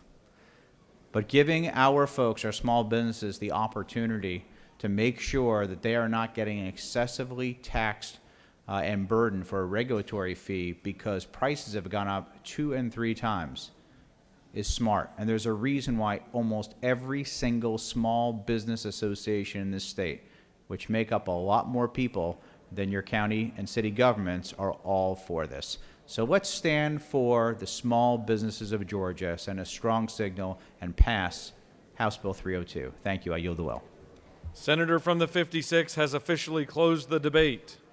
The question now is on the adoption of the committee substitute. Is there objection to adoption of the committee sub? The chair hears none, and the committee substitute is adopted. Is there objection to agreeing to the report of the committee, which is favorable to the passage of the bill? The chair hears none. The report of the committee is agreed to. Is there objection to the main question being ordered? The chair hears none, and the main question is ordered. Questions on the passage of the bill by substitute. All those in favor vote yea. Opposed, nay. The secretary will unlock the machine.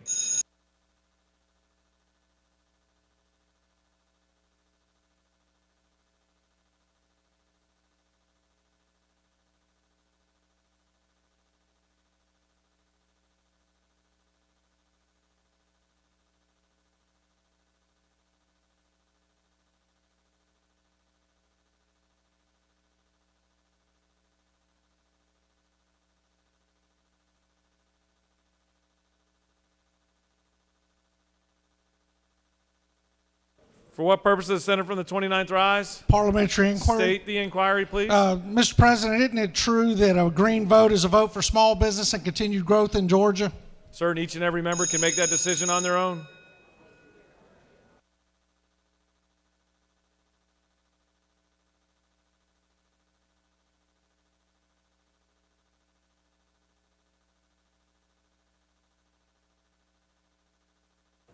On the passage of the bill, the yeas are 35, the nays are 19. This bill, having received the requisite constitutional majority, is therefore passed by substitute.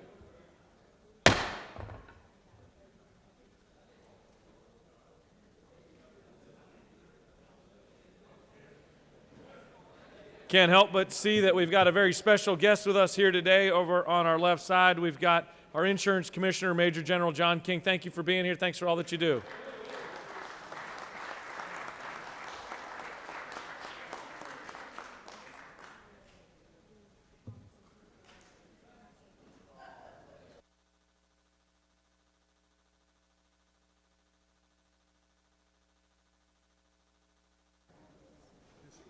For what purpose does the senator from the 20th rise? Mr. President, isn't it true that it appears that I helped the passage of that bill with my eloquent, well speech? I thought you were being recognized because you finally remembered your second point.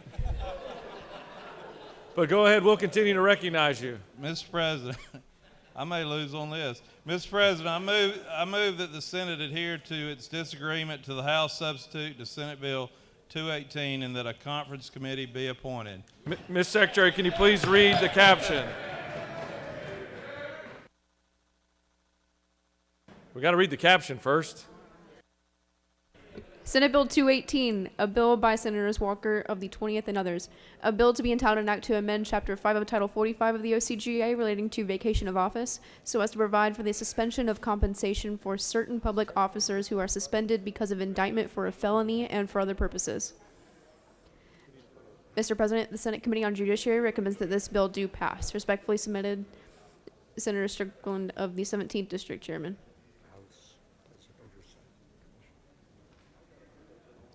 Mr. President, the House offers the following substitute to Senate Bill 218, a bill to be entitled an act to amend Article 1 of Chapter 18 of Title 15 of the OCGA relating to general provisions regarding prosecuting attorneys, so as to create the Prosecuting Attorneys Oversight Commission to provide for definitions and for other purposes. That completes the order, Mr. President. Here comes the moment of truth. Senator from the 20th has moved that the Senate adhere to its disagreement to House substitute to Senate Bill 218 and that a conference committee be appointed. Is there objection? There's no objection. And the chair appoints the senators from the 20th, the 19th, and the 29th to the conference committee. Congratulations. Now the chair recognizes the senator from the 54th. Yes, Mr. President. Now I find it a good time to move that the Senate adhere to its substitute to HB 517 and that a conference committee be appointed. Mr. Secretary, can you please read the caption?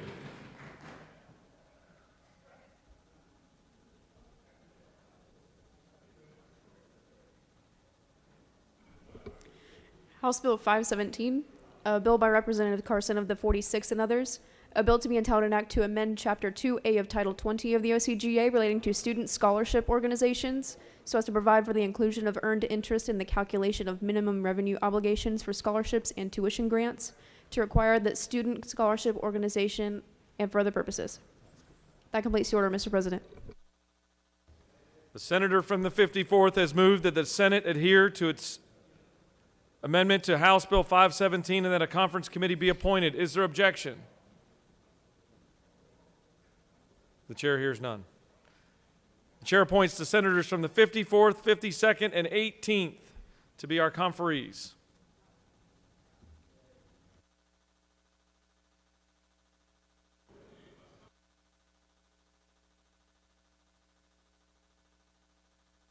The chair recognizes the Dean of the Senate for a very important motion. Thank you, Mr. President. I move that the Senate stands adjourned until 10 a.m. on Friday, April 1st. That date's very familiar. April Fool's Day. Ms. Secretary, do you have any announcements? There are no committee meetings today. However, the Rules Committee will meet tomorrow at 12:30 in 450. That completes the order, Mr. President. You still have the salad bar up there tomorrow? Granola bar. Chair recognizes the senator from the 39th for an announcement.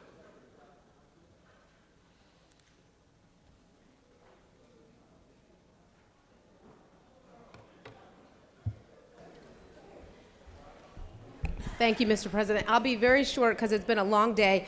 I know that at the beginning of the session, thank you. At the beginning of the session, the senator from the 31st and I shared with you all that we were going to do a statewide art project, and we were asking seniors from across the state to submit selfies to go into a collaborative art piece.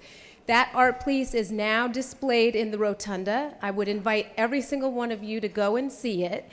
And it's just exciting, and it's inclusive of, every county did not participate, but many of the counties did.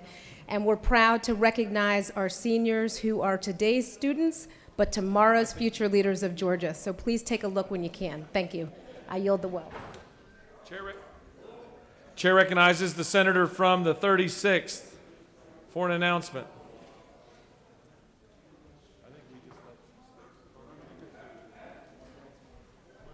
Thank you, Mr.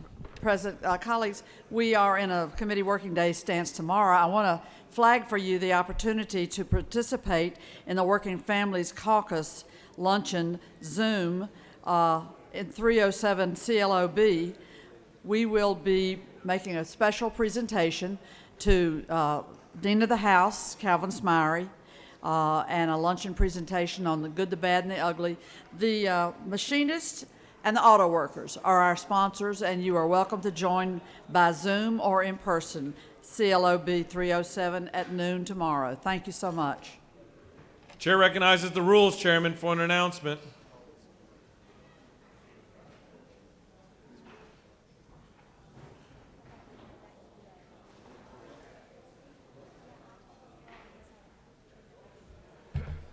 Thank you, Mr. President. Just want to remind you of lunch tomorrow at 12 noon. Again, we'll have we'll have some food tomorrow at 12 noon at the Mez, and then we'll have Rules Committee meeting soon after, and it'll be a long meeting because we got only about 132 bills to consider. Thank you, Mr. President. I yield the way. Chair recognizes the senator from the 18th for an announcement.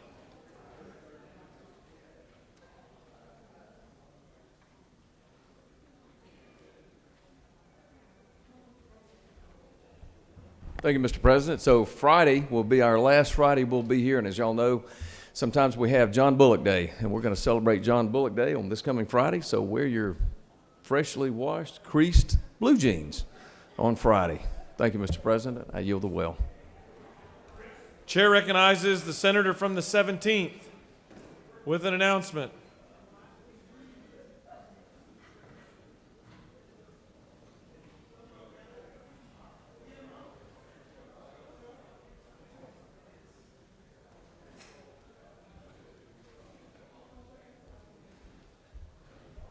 Mr. President, remind everybody you have to always watch the buttons on your desk. Sometimes people try to push them for you. That's all I have. Why is it everybody around the senator from the 19th, the Appropriations Chairman's button always gets pushed? For what purpose does the senator from the 19th rise? To apologize to the rest of the chamber? The Dean of the Senate has moved that this Senate stand adjourned until Friday, April 1st, 2022 at 10 a.m. All those in favor of that motion, please signify by saying aye. Those that are opposed, say no. And once again, the ayes clearly have it, and this Senate stands adjourned. Great job today.